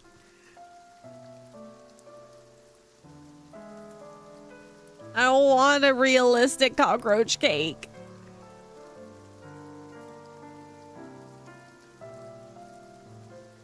No, that would be for everybody else. They can enjoy the roach cake. I will be in the corner with like one singular cupcake, not looking at the table that has the cockroach cake on it.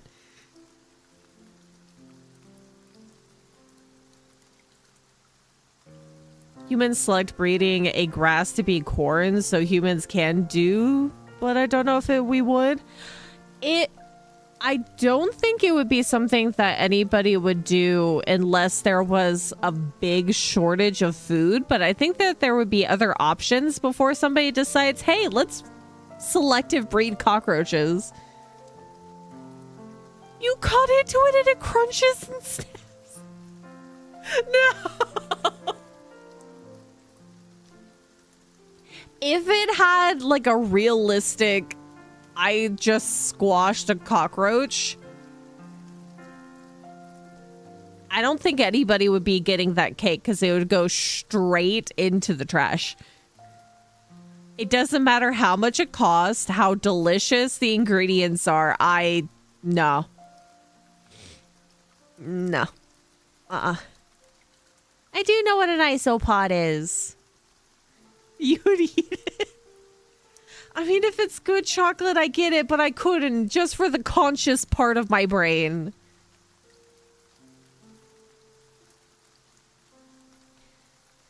Isopods.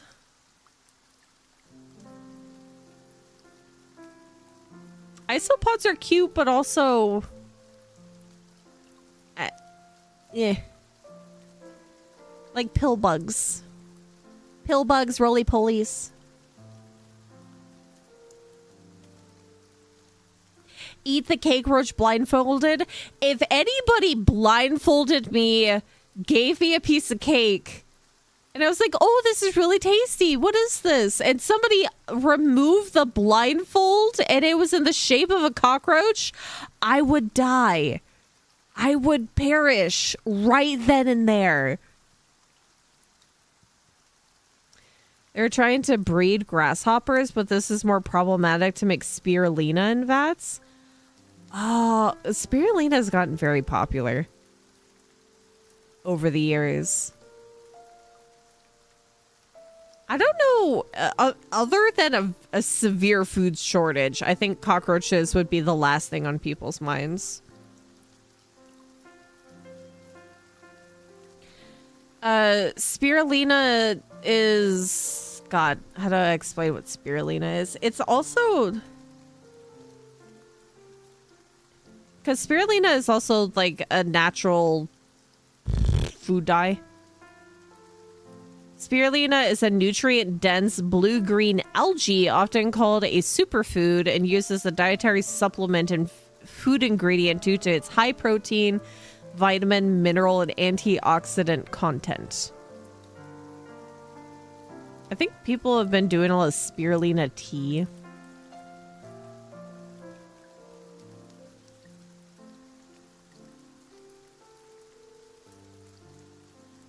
But the spirulina that you usually see is people utilizing it to make the really blue drinks. I think spirulina is also used with lemon to make that really cool color changing from blue to purple. I think.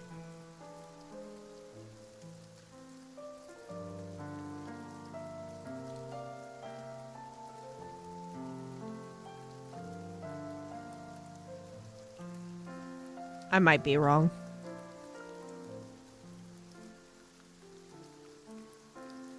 I'm guessing the French selective breed snails. I have not thought of that before.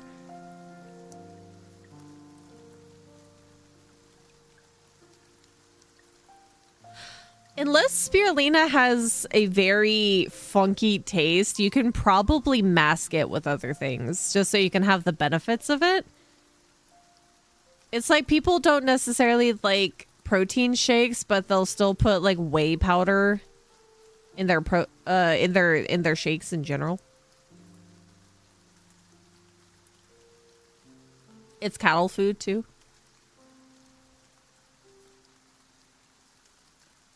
Yeah, beans are a good source of protein, and you can hide them in a lot of things too.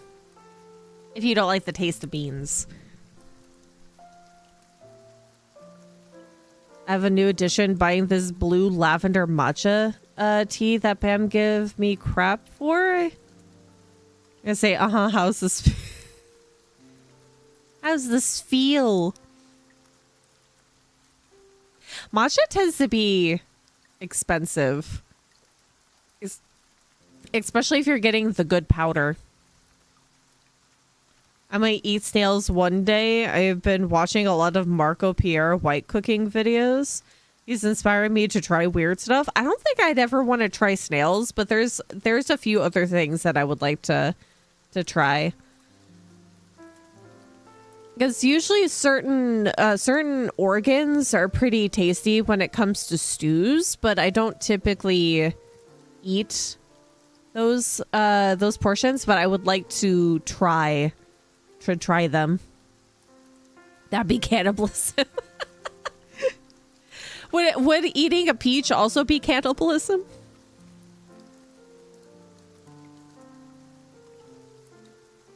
And not the brain eating amoebas.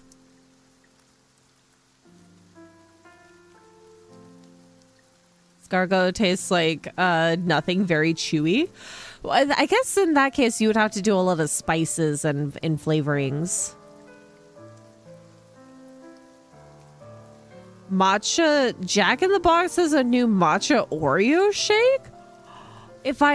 Oh my god, if I still had access to a Jack in the Box, I would try that. I did try Wendy's Thin Mint Frosty recently, and that was pretty tasty. I wanted to try the Starbucks ube. Was it ube coconut? I haven't tried it, but I have seen some people make like tasting videos out of it, and they weren't impressed. So I'm kind of skeptical about whether or not I would want to try it, because ube is delicious, but if they're not doing it right,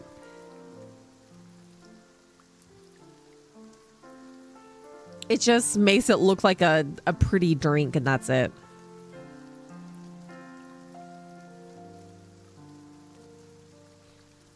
The French just toss in a lot of butter and spices. See, I would be okay with the spices and the butter, but I don't know if I want it to be on escargot. I don't know if I want that to be snails.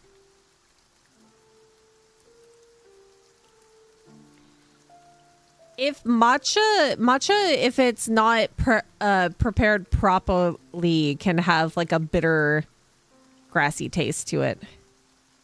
So if you're getting like a really, really like funky grassy taste, then it's probably not made properly.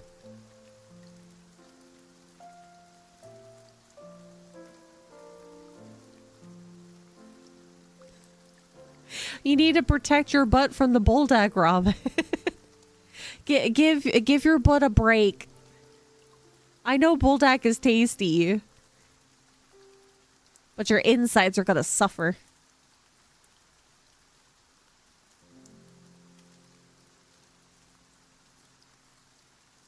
Oh, my shoulder popped. Ah.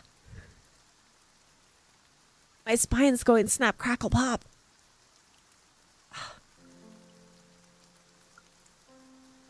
Oh my goodness. What's another funky tasting thing? Or actually, you know, dragon fruit doesn't actually have taste to it at all. I remember being excited to try dragon fruit for the first time, and it tasted like almost nothing.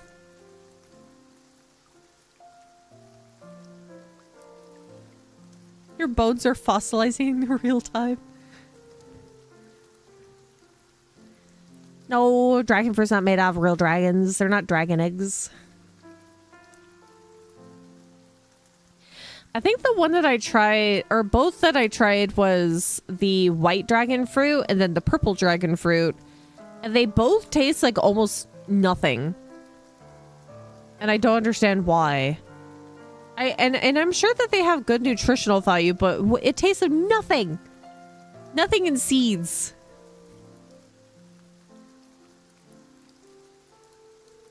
Usually when they do fruit boxes of things, the fruit juice is like mixed with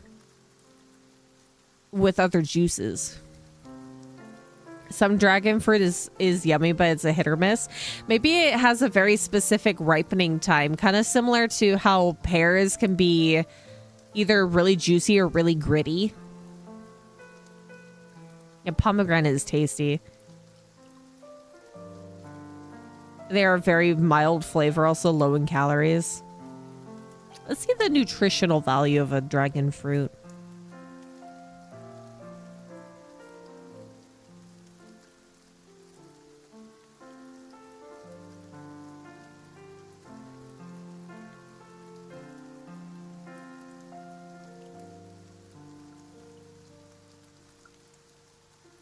$57 to 60 calories per 100 grams. High in fiber. Ooh. About 3 grams per 100 grams. Rich in antioxidants and vitamin C. Oh, is iron in it? Magnesium? Ooh. Makes it excellent for immune support and digestion. Oh. Yeah, dragon fruit seeds aren't as gritty as strawberry or like robust like raspberries. Is it? No, blackberries. Blackberries have more seed.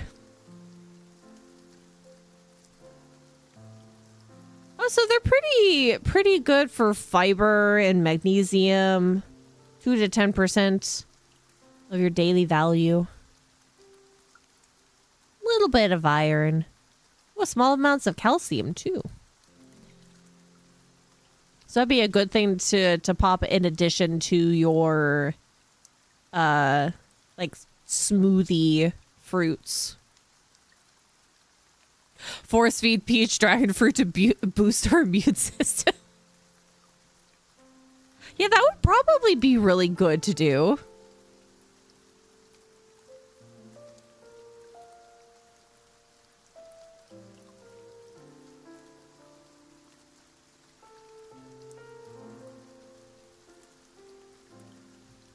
That'd be a good thing to have.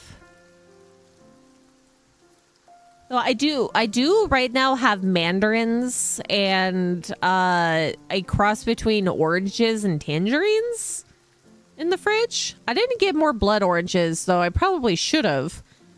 because the tangelos or whatever it's called, or whatever they specifically have called these ones, it's making my mouth hurt, but they're so tasty.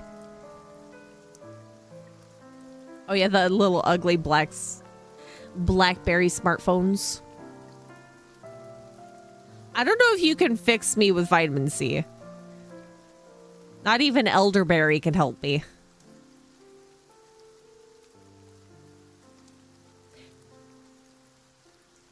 Recently ate a lorange, lime plus orange, and it was horrible. Too tart to be sour and too bland to be sweet. It was a nothing fruit. Wait, let me see if I can find the name of the one that I have in the fridge.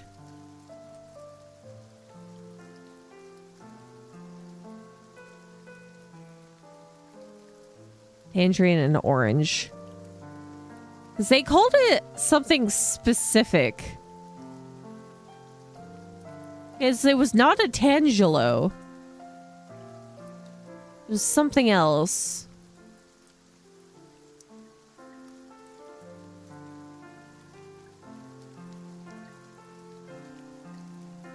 What did they call it? A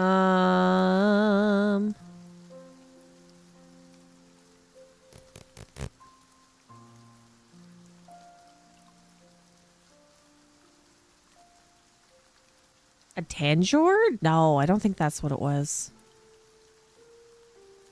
They called it something convoluted.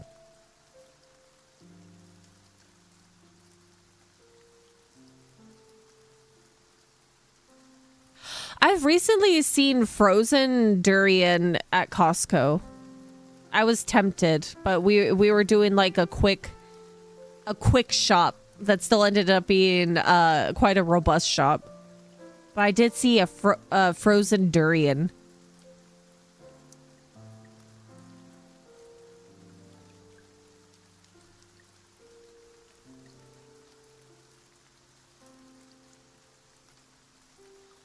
Crossbreed orange names. Give me the names. Maybe it was a Tanjor. No, but that's Mandarin and orange.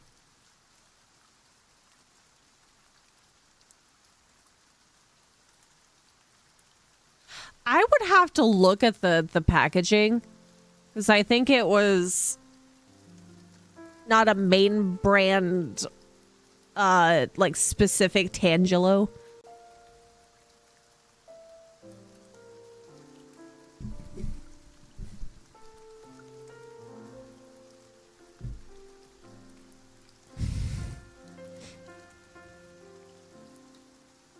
Did you know that pineapple could be used as a deadly weapon? Yeah, you could totally make that into a mace. The outside of a pineapple is spiky. You could take somebody's eye out, their face out with those. I think I've had jackfruit before. I've had starfruit. I've had the pine berries, which is, they look like strawberries, but they taste like pineapple.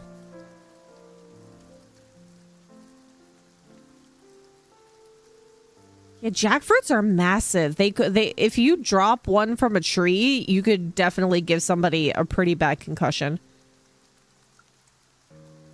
What's another fruit that I've tried?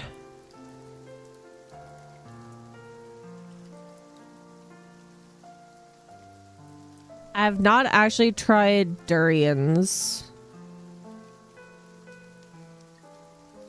I've had lychee. I've had persimmons. I don't think I've had soursop.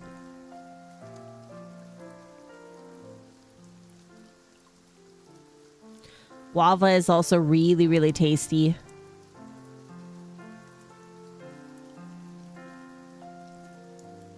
I've had passion fruit in like baked goods, but not actually as the fruit itself. I also don't think I've had a mangosteen. Acai has a really weird taste, and it's like an acquired taste. But I do put, Mama Faye gets some frozen acai cubes that she likes to put into her smoothies for extra boost of like vitamins. But I always have it with other things, so the taste of acai is not really apparent.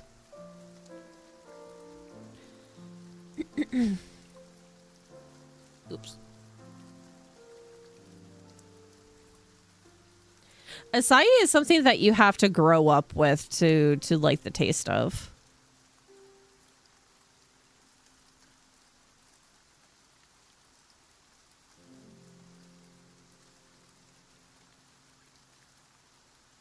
Yeah, the frozen stuff, they put a lot of sugar. The ones that Mama Faye gets is just straight up frozen acai. Don't put anything extra in it. Or the other one that she has is just, it's specifically just a mix of fruits. With nothing like weirdly extra added. Though I think that if you get the acai bowls, that's a lot of extra sugar.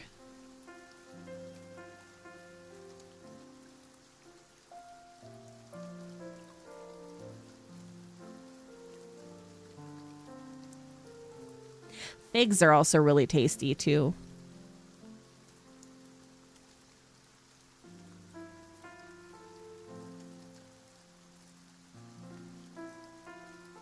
And I think the specific type of persimmon I had was a fuyu persimmon, which is the ones that are more apple-y in texture.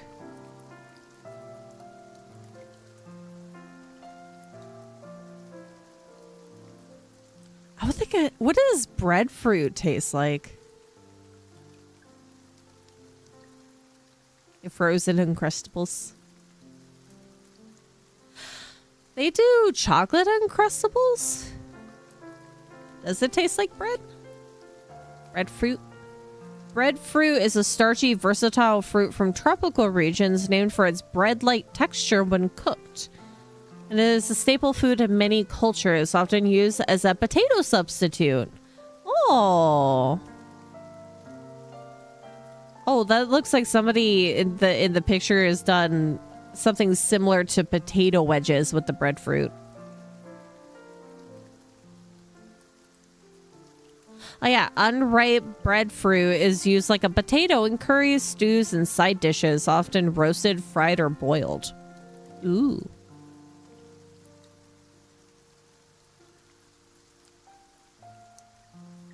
Imagine baking the breadfruit with butter and cinnamon sugar. That'd be tasty.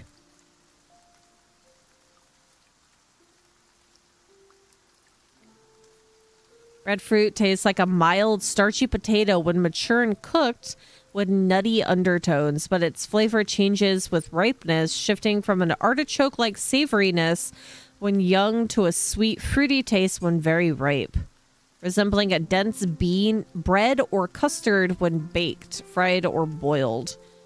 Its texture can be like a fluffy potato or dense bread, absorbing flavors well. Ooh.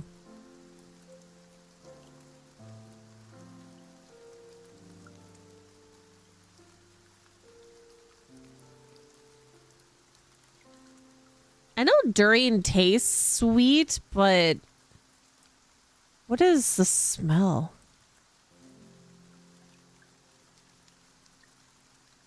Ugh.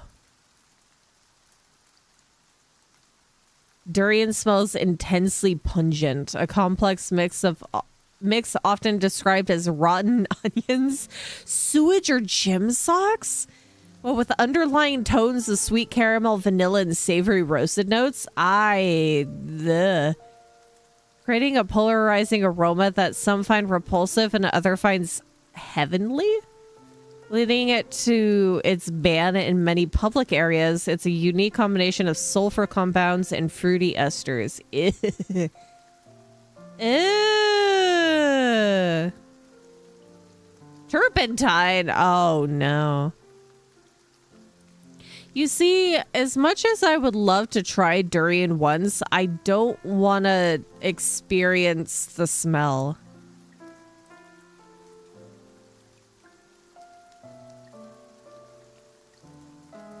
I have tried tamarind. I love tamarind.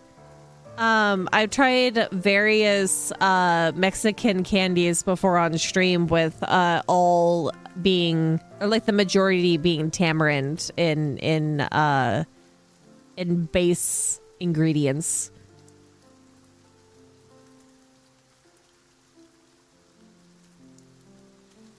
Yeah, it got banned because of the smell in public places.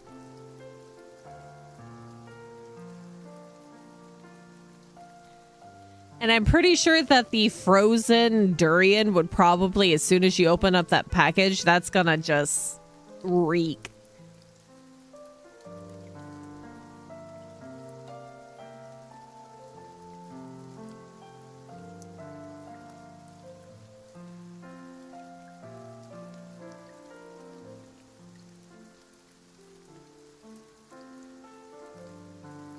No, we didn't have Mexican candy. We had a singular cosmic brownie. What are you talking about?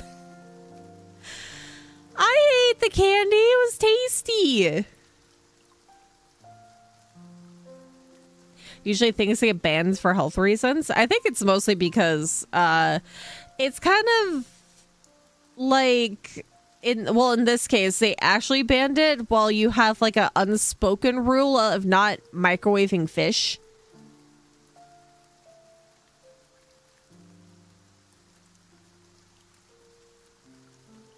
You don't want that lingering smell.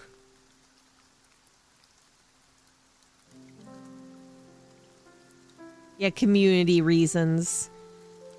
Because it says that some people like the smell and some people hate the smell. So I guess it might be a different in terms of like smell receptors.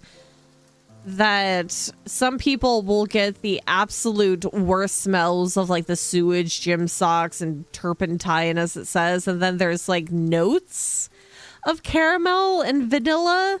So probably some people's noses are smelling more of the sweet, actual like enticing smells, while others are be like, no, that smells like old gym socks.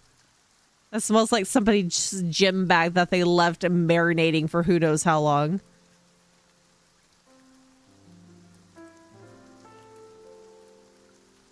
Yeah, imagine eating something foul for the aftertaste. There you go.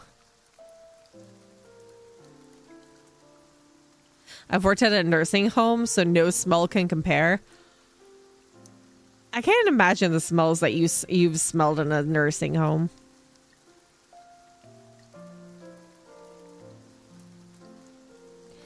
Because then you have the smell of, because elderly's skin has a different smell as they grow older, which is why you have like that typical grandma scent. I can only imagine the other things that you smelled along with that. My condolences for your nostrils.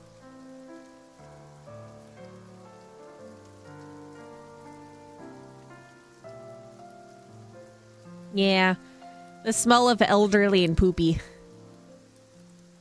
Oh my god, that would be awful.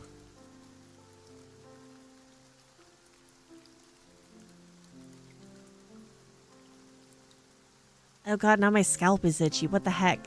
This is like a traveling itch. This is annoying.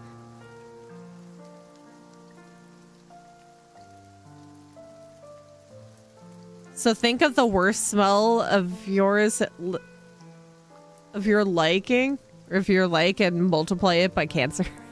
No.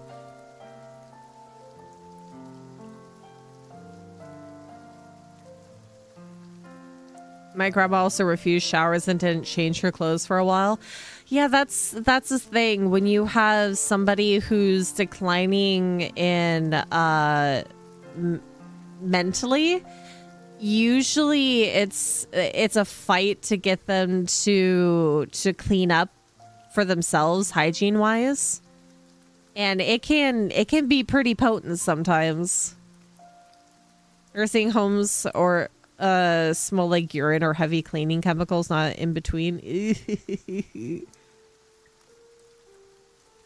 Yeah, because you probably have to deal with elderly who don't want to shower, or they think that they've showered and they don't want to. All sorts of things.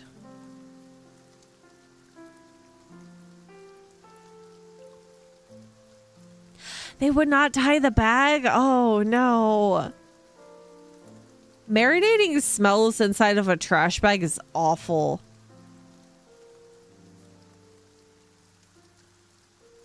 I am so sorry.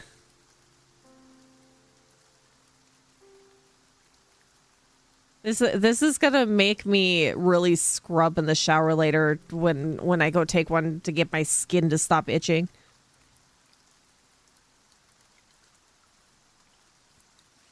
I love taking showers, but I will be the grumpy granddad, not smelly, just very, very grumpy. See, that'll be good, a good thing going for you, because you'll be the good smelling grandpa. Good smelling grumpy grandpa.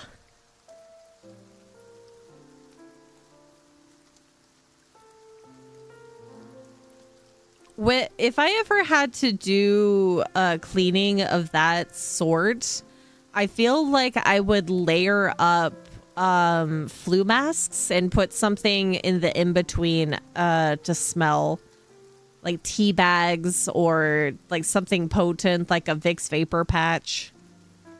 Oh, the like sandwich Vicks vapor rub in between two flu masks.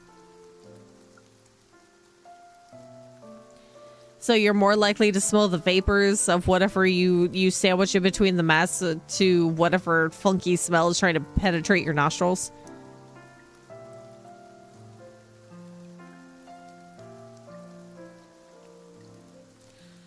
He was boiling himself every day in the hot tub.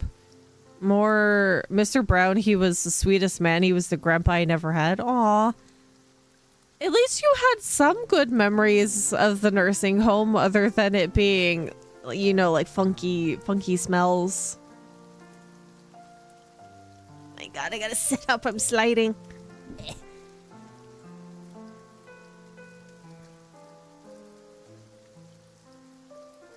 Oh my God. Oh, there it goes again. Ugh. I'm crackling. I'm a glow stick without the glow.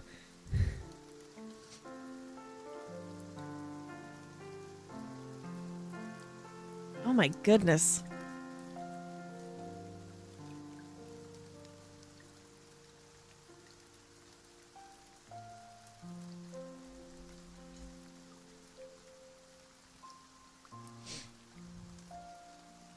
Other things that are really sad when it comes to dementia is that a lot of the times they don't want to eat either.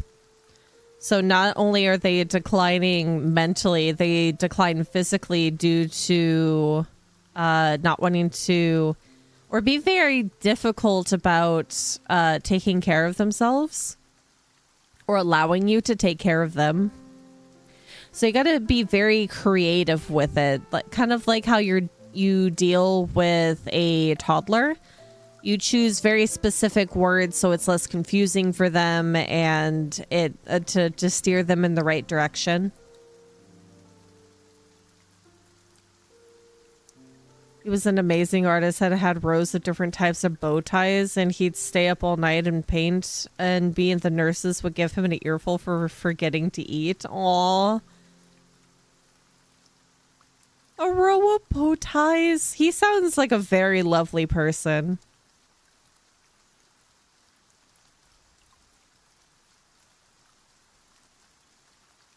Yeah, that's why you got to pick and choose your words. You got to use simple terms that's easy to understand. And even sometimes that doesn't always work. But patience is key when it comes to that kind of issue.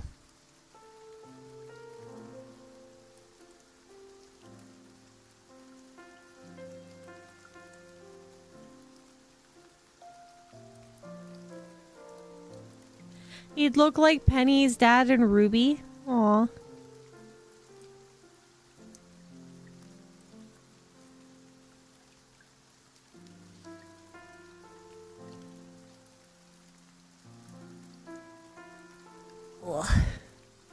Well, let's talk about a lighter note. Emily, when I got home from my excursion and properly laid down and hung out with her, she was so happy. She got so cuddly. She was a little mad at me for the couple of days where as soon as I got home, it was prepping to go to bed, so I couldn't give her a lot of attention. But she got so cuddly and happy, and she purred like a motorboat. Let's talk about Subnautica. Oh my god. Subnautica is going to be a chore. I don't know how far I plan to go. But I guess we'll see as we do a long stream of it. I'm going to have to prep myself. Oh my god. I'm going to need to make sure I have snacks, that I try to make sure that I have a decent amount of sleep beforehand.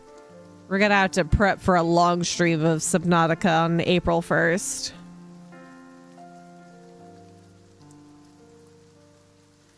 I'm not looking forward to it, but I know it's going to be a fun time for everyone. Yeah, facing our phobias for content. That's why horror games do so well. Because all of the jump scares. Though vice versa, some people can have completely nonchalant reactions to jump scares, and it can also be hilariously funny to watch. But hearing people go feral after a jump scare is also really funny. I don't remember his name, but I think he's also a Twitch streamer. I've come across his stuff on Instagram, and his stuff, I believe, is all horror related content, but sometimes he does some singing-esque moments. But his reactions, his physical reactions to jump scares is hilarious.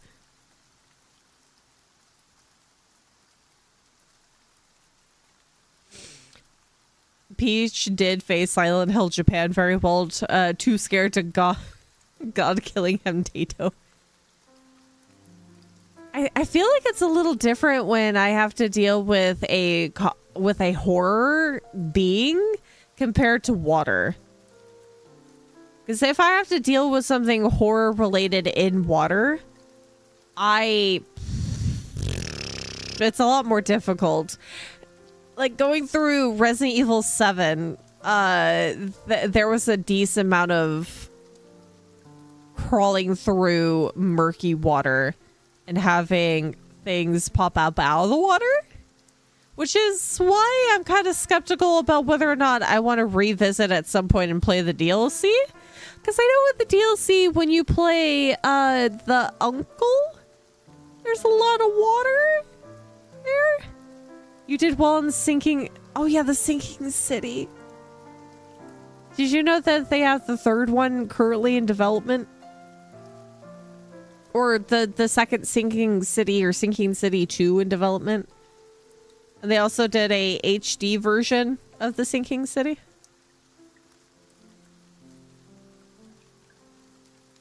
I remember a streamer talked about their phobia and guessed that they got pictures in their DMs on Twitter of their phobia. That's so mean.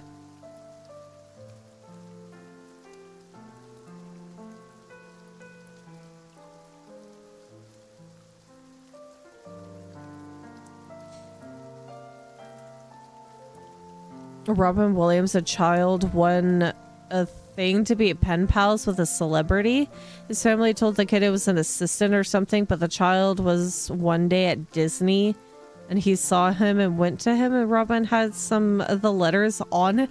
Aww! He would read them for moral support? That's wholesome.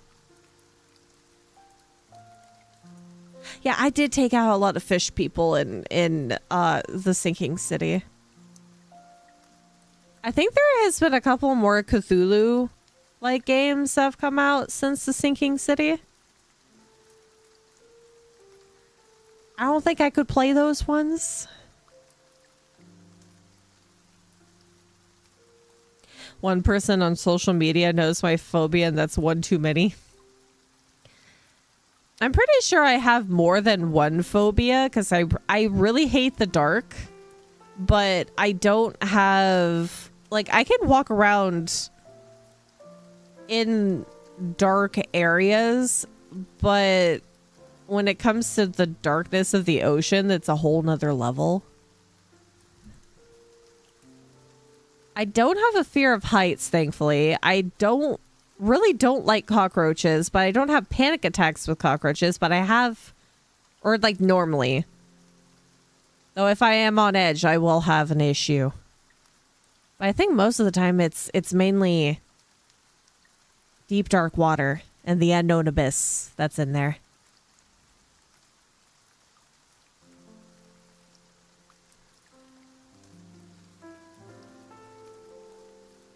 I wonder what's considered to be the weirdest phobia. Because there's so many of them. And supposedly phobias are... the theory about phobias is that the phobia that you have indicates how you died in your past life. So when some people have some really interesting phobias, you kind of wonder if that fact is true, and if so, how the heck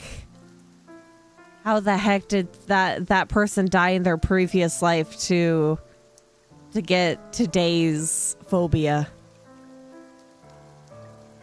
I would bully you and spam a pacifier emote at you, but I'd be throwing stones at my glass house.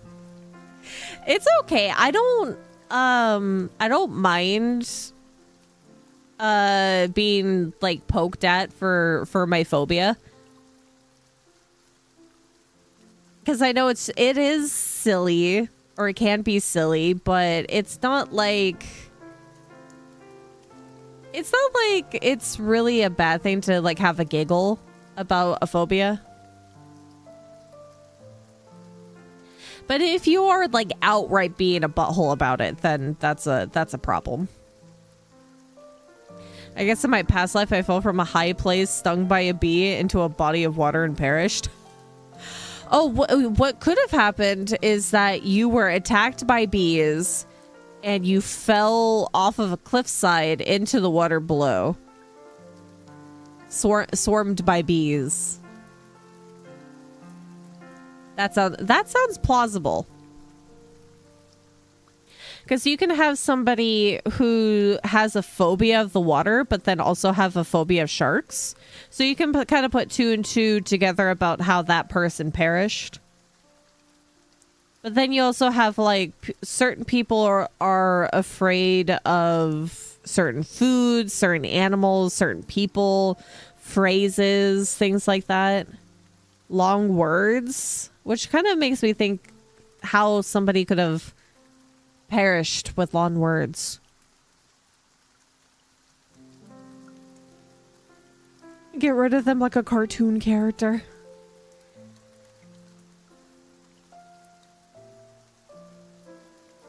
Oh my god, I feel like I'm slightly falling asleep. I'm sleepy.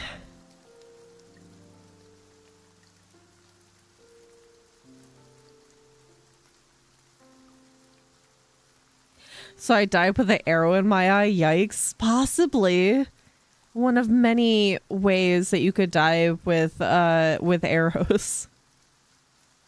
Blame my dad why I was in therapy around 5 or 10. Oh god. I can only imagine what your papa did to you for you to go into therapy for it.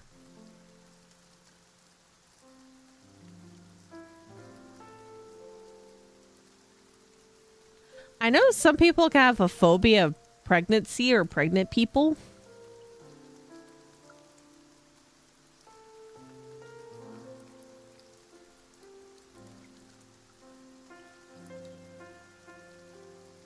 Why the heck would they have... Somebody had a hee-hee moment for the phobia of long words. Fear of long words. It is a long word itself, and that's stupid. Maybe if... Oh... Globophobia is a fear of balloons, so maybe it coincides with like a fear of clowns, and then you have a thought process about how the heck you died there.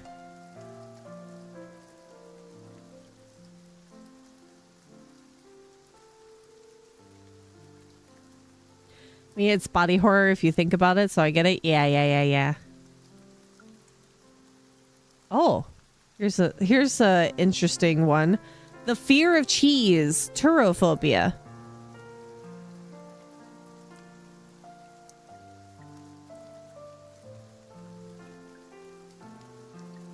There's a fear of the color yellow. There's the fear of hair. Octophobia, the fear of the figure 8. Oh. He took me to the aquarium and picked me up against the glass right up to the... Oh, no. Yeah, I can see why you had to go to therapy for that. So I was intolerant and went to one of those places where they roll pasta and cheese. Oh, see, that would be tasty, but then what if you're poisoned by it? I'm not even going to pronounce this one, but there's the fear of peanut butter sticking to the roof of the mouth. The fear that a duck or goose is watching you. Oh.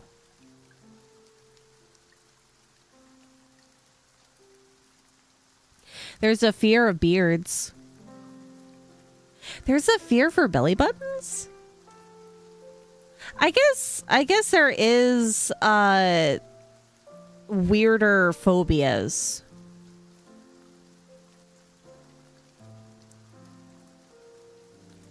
I could see why somebody would have a fear of bathing, washing, or cleaning oneself, because you could think about a possibility that they almost drowned in a bathtub when they were younger. That would be a valid fear. Is there a fear of blinking? Let's see.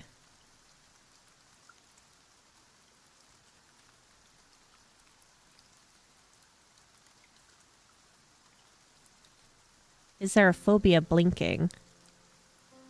Fear of blinking is a system of sensory, motor, or somatic OCD, where an individual becomes hyper-aware of automatic bodily functions, causing distress and a desire to control them. Oh, that makes sense. Because some people, like me, I can get hyper aware of my heart beating. But there is slight, I guess it's in conjunction with other things with the OCD. But not necessarily a phobia in and of itself. Because I can realize, like, when I'm breathing, when my heart is beating, because I'll feel the thump, but I don't have like a high heart rate going. Because I've noticed that when I was testing out the heart rate monitor, is that I could feel my heart going, but it wasn't, you know, the beats per minute wasn't high.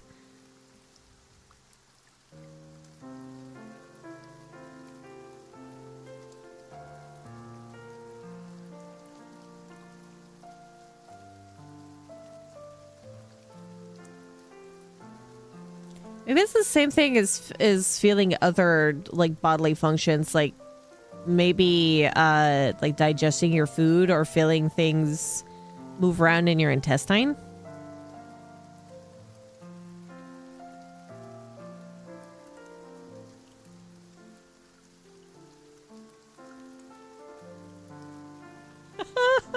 There is a phobia that's a fear of teenagers. which I feel like is an accurate phobia to have because teenagers can be scary.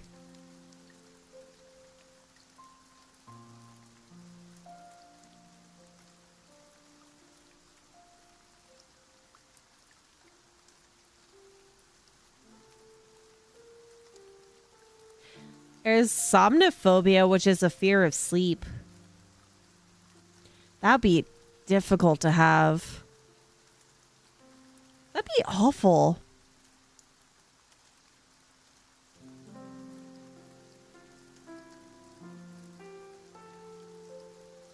I don't like it, though, that they have pictures of said phobias when trying to look up what a phobia is. Or which phobia is what. That's mean.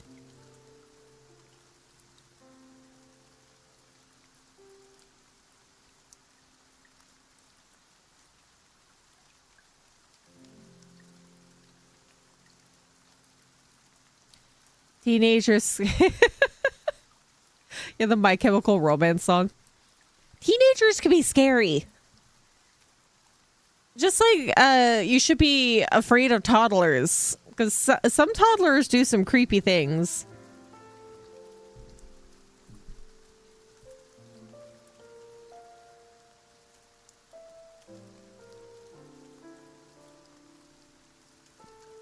Oh God, my jaw popped. I just wanted to yawn. Oh, good.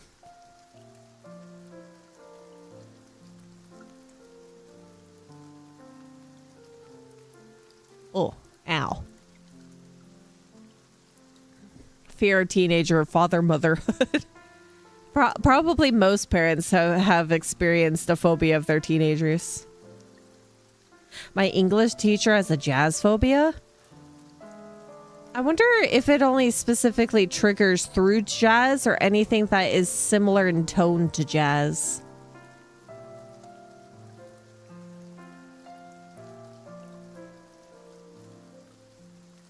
That must be another hard thing to avoid if they like listening to the radio.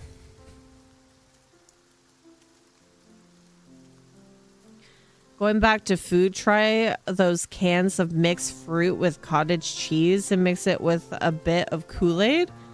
Don't knock it till you try it. Mixed fruit with cottage cheese. I have seen the it's not mixed fruit, but it was either peach or I think either cherry or strawberry that you could have with the cottage cheese. Those are tasty. Are we talking about like a little bit of the Kool-Aid powder? Or straight up like liquid Kool-Aid?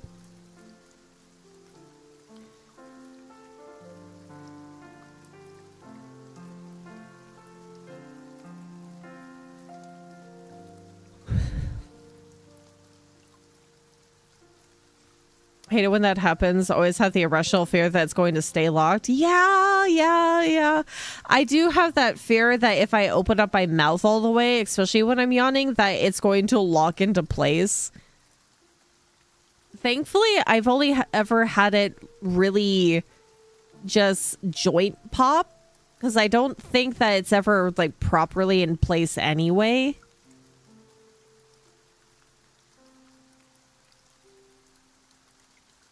Like that, my jaw on my right side is tender now. Kool-Aid powder, okay. Liquid Kool-Aid sounds like liquid nitrogen. There is Kool-Aid flavor, like little bottles that you can get instead of it being the powder or the travel powder pouches. You can do the little squirt bottles. I know one person who scream yawns. My yawns are pretty tame, if not quiet. It's the same thing that you guys know how I sneeze and my few variants of sneezes. But the Fae in this house scream sneeze or yell sneeze.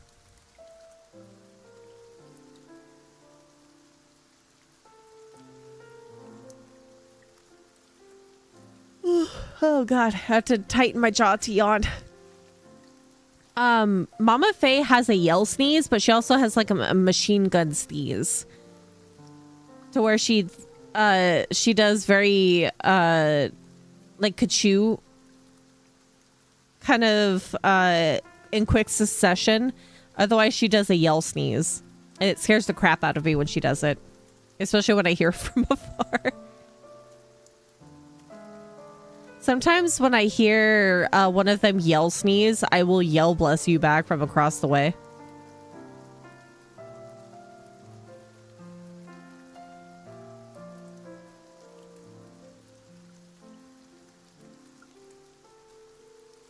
Oh god, now I can't stop yawning.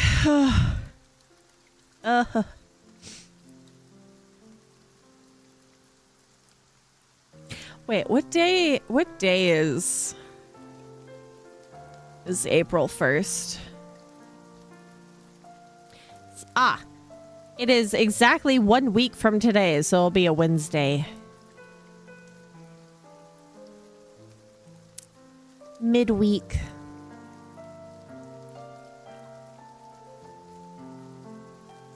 Ooh.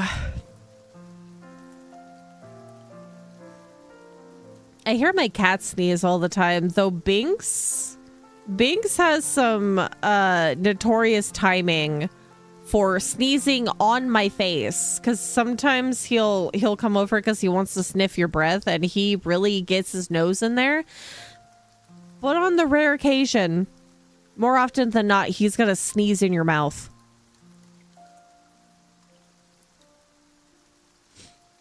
Or sneeze on your face. It's currently Wednesday, so we have exactly 1 week before Subnautica.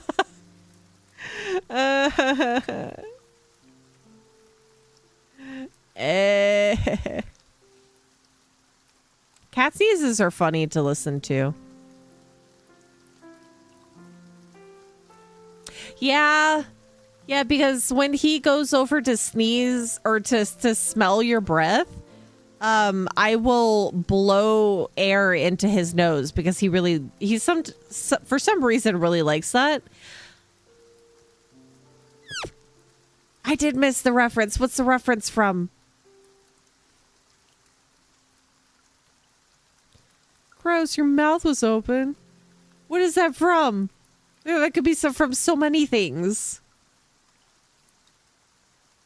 Or was it due to it's Wednesday, my dudes? Is that a reference as well?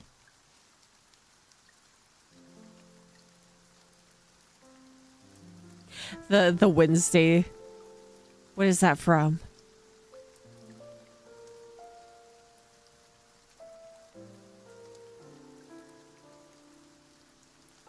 I'm not always great with references. The guy wearing the Spider-Man suit? I don't know if I know that one.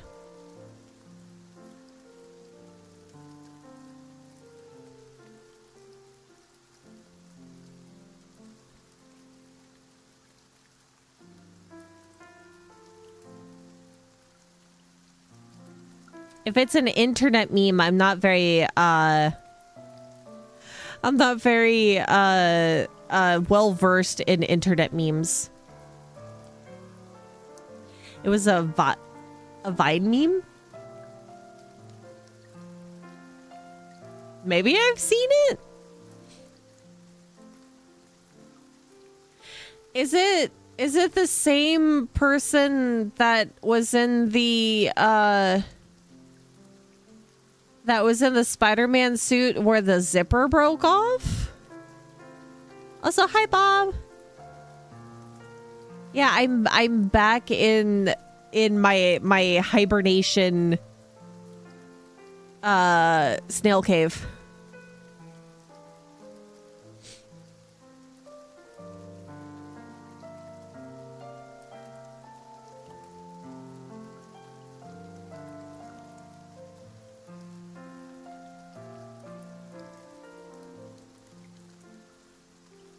By Peach, memes are the DNA of the soul. I know some memes, just not all the memes.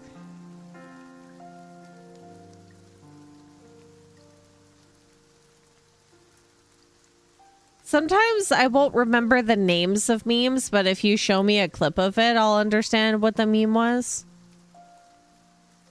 Yeah, the comfy cave. Look it up, you'll see the picture, you'll probably know. So, it's Wednesday, Spider-Man?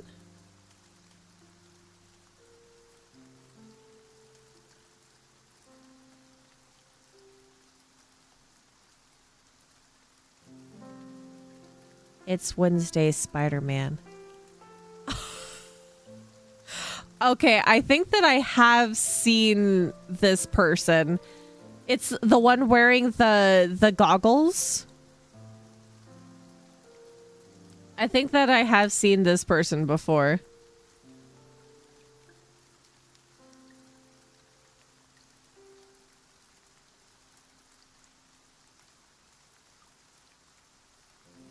Oh my goodness.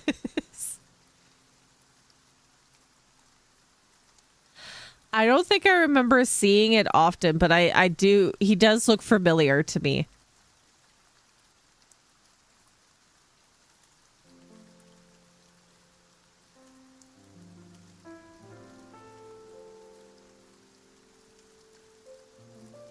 Oh my god, I'm scrolling through Twitter. There's so many good memes. Oh my god.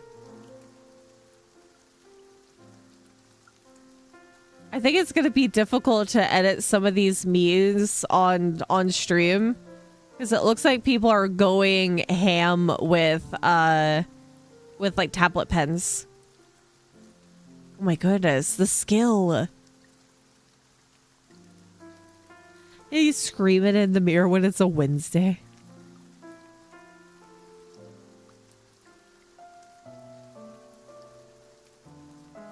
Oh my goodness. Oh, there's another thing that's going around on Twitter right now that I don't know if it is actually an amethyst geode or if it's AI, but it's in a very specific shape and some people are being very weird about it.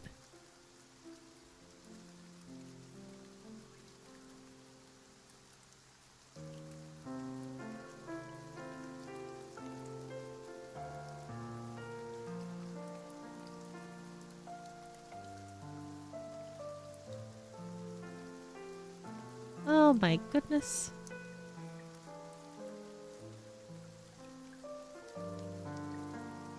I think this upcoming week we'll have to do the Tomodachi Life demo. That's enough Twitter for grandma.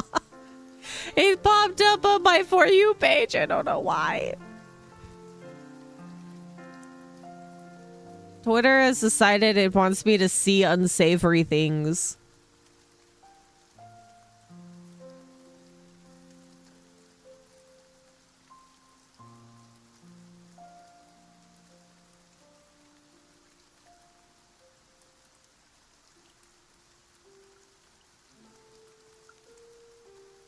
I poisoned your feed.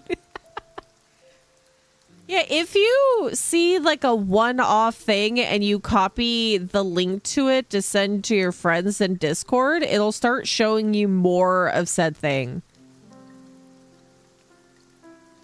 That says a lot about my Twitter feed, but my Twitter feed was mostly filled with Tomodachi Life edits.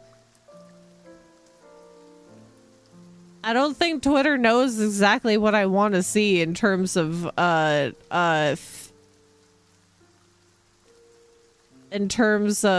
content. Because I love seeing VTuber, anime, drawing, and things like that. But then occasionally it'll show me like the weirdest memes going on.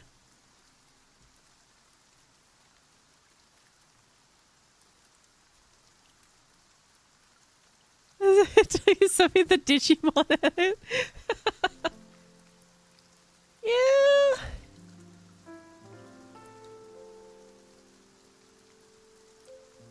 I have been loving seeing some new VTuber designs pop up. It's been pretty. It makes me want to get into doing more art streams of character design. I need to rehash some of the designs I've made so I can sell the character sheet. I gotta redo my character sheet as well because I keep forgetting to add certain things. I want to add your guys's mascot variants of your little peachy selves. And I also keep forgetting to put as a reference that I have canines. So I need to update it at some point.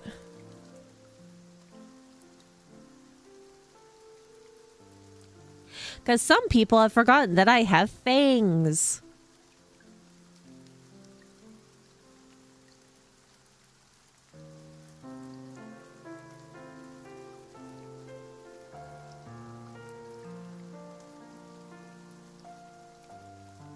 I've also been saving a lot of tutorials because with the most recent update of Clip Studio, which I sadly forgot to purchase, there's been a lot of neat stuff showing up.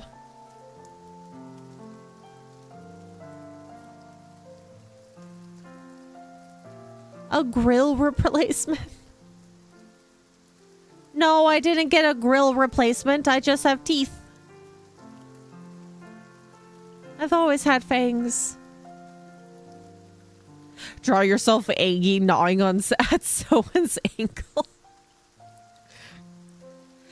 I want to make a less technical character sheet for myself. I want it to be more pose-esque, but I do know I probably should just do like the front, side, back view and then add all of the extra things. Because I have some outfits in mind that I want to make in the near future.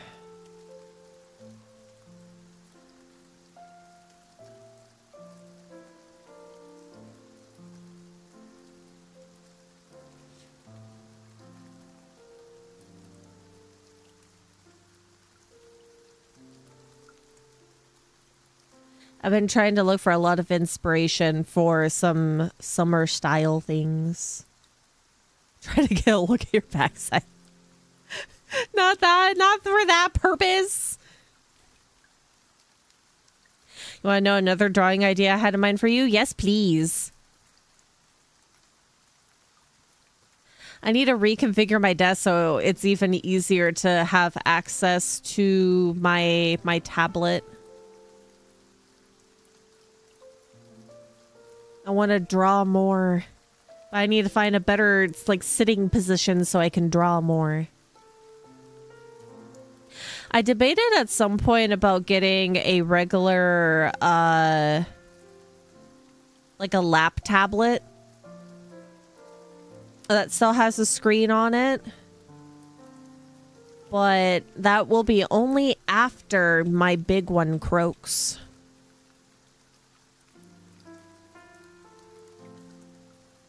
Either that or at some point maybe get a newer like tablet. Like the Samsung tablets. I have a super old one.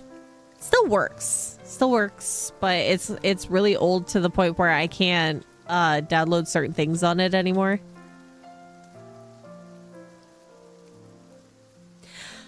Hydrate time. Hydrate time. Wait, no. Not again.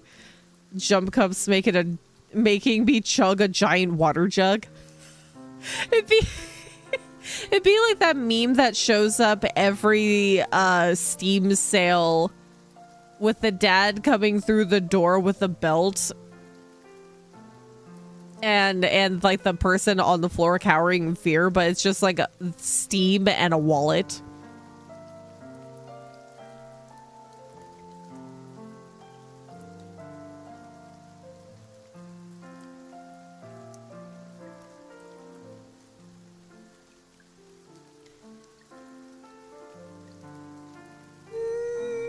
I do need to hydrate more often.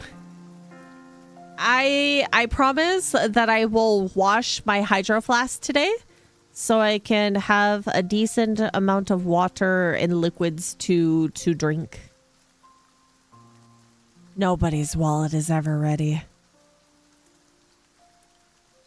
With so many good sales.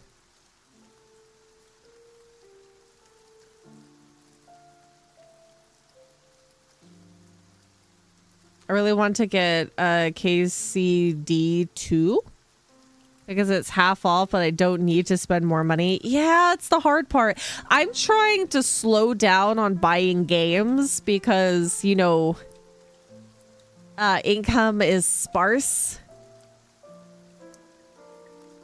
And I think the last true thing that I want to buy this year is Tomodachi Life until, you know, more money comes into my grubby little mitts.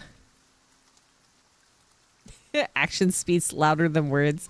I have my hydro flask right here. I will wash it, I promise. And if you would be proud of me, because I had this hydro flask filled every day for my excursion, and I was drinking a decent amount of liquids. You would be proud of me.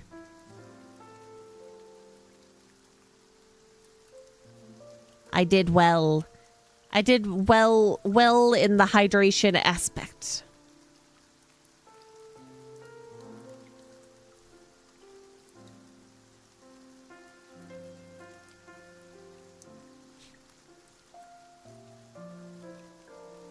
And I didn't sweat a lot at my excursion point. So I was doing fairly well with hydrating.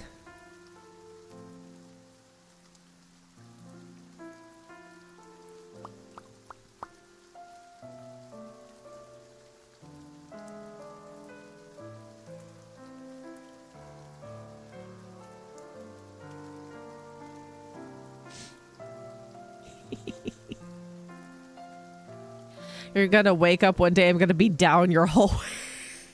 Are you just gonna be standing at the end of a very dark hallway with a jug of water?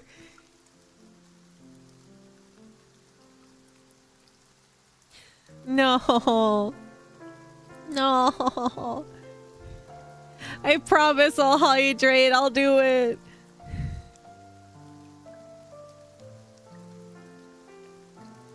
I probably hydrate like better than a good 70% of other streamers out there. I have electrolyte drinks usually.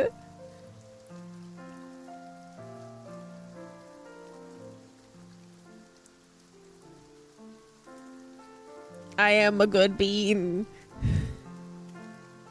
I probably eat more than some people as well.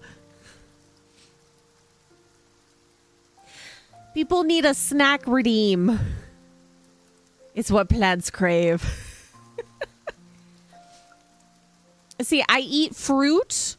I have other things that help me hydrate. I like soup. I eat a lot of soup.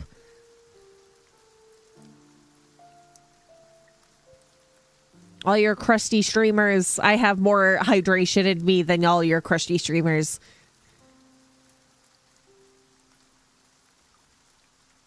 Sai is my pigeon. Are you keeping track of me with Sai?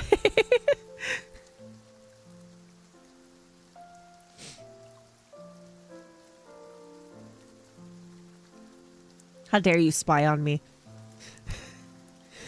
Oh, my goodness. Ah! Oh god, my shoulder blade. I'm fine. This is good. I need to remind myself after stream to... Oh, actually. You know what? I haven't drank something cold in a little bit. Let's take my temperature. Let's see what it is.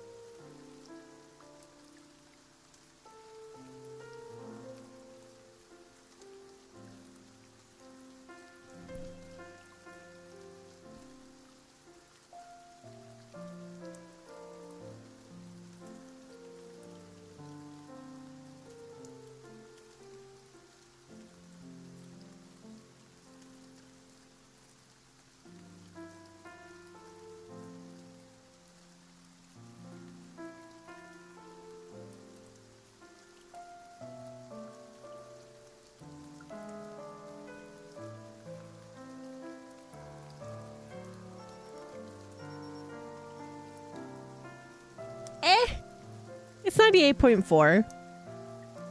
Higher than usual, but not necessarily fever territory just yet. 98.4. If it was closer to 99, I'd be concerned.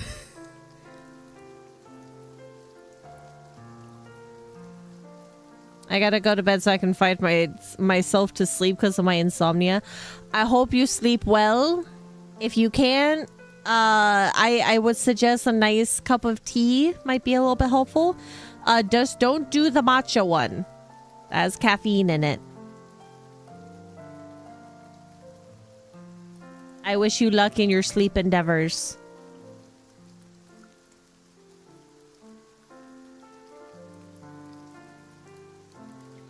Gotta go eat. We gotta go sneep. Gotta eepy. I should also probably think about wrapping up soon. This is a good 4-hour conversation stream.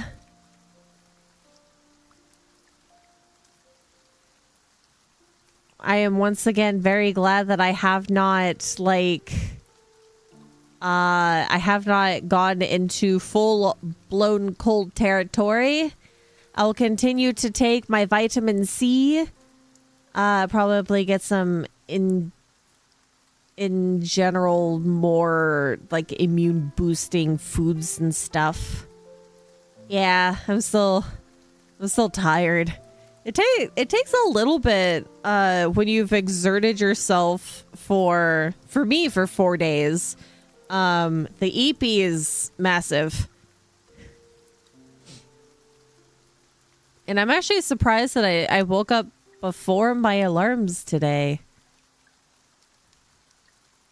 I hope I can keep that trend of going to sleep or falling asleep at a decent time and then getting up well before stream time. But once again, I'm glad that we don't have to, at least it seems so far, to have to postpone or move any streams. I'll do my best to make sure that it continues on that way. Unloads a truck of dragon fruit. I will eat my tangerine oranges, mandarins. I also have vitamin C gummies. I have my vitamins. I also had a protein shake today, which is additional vitamins. Yeah.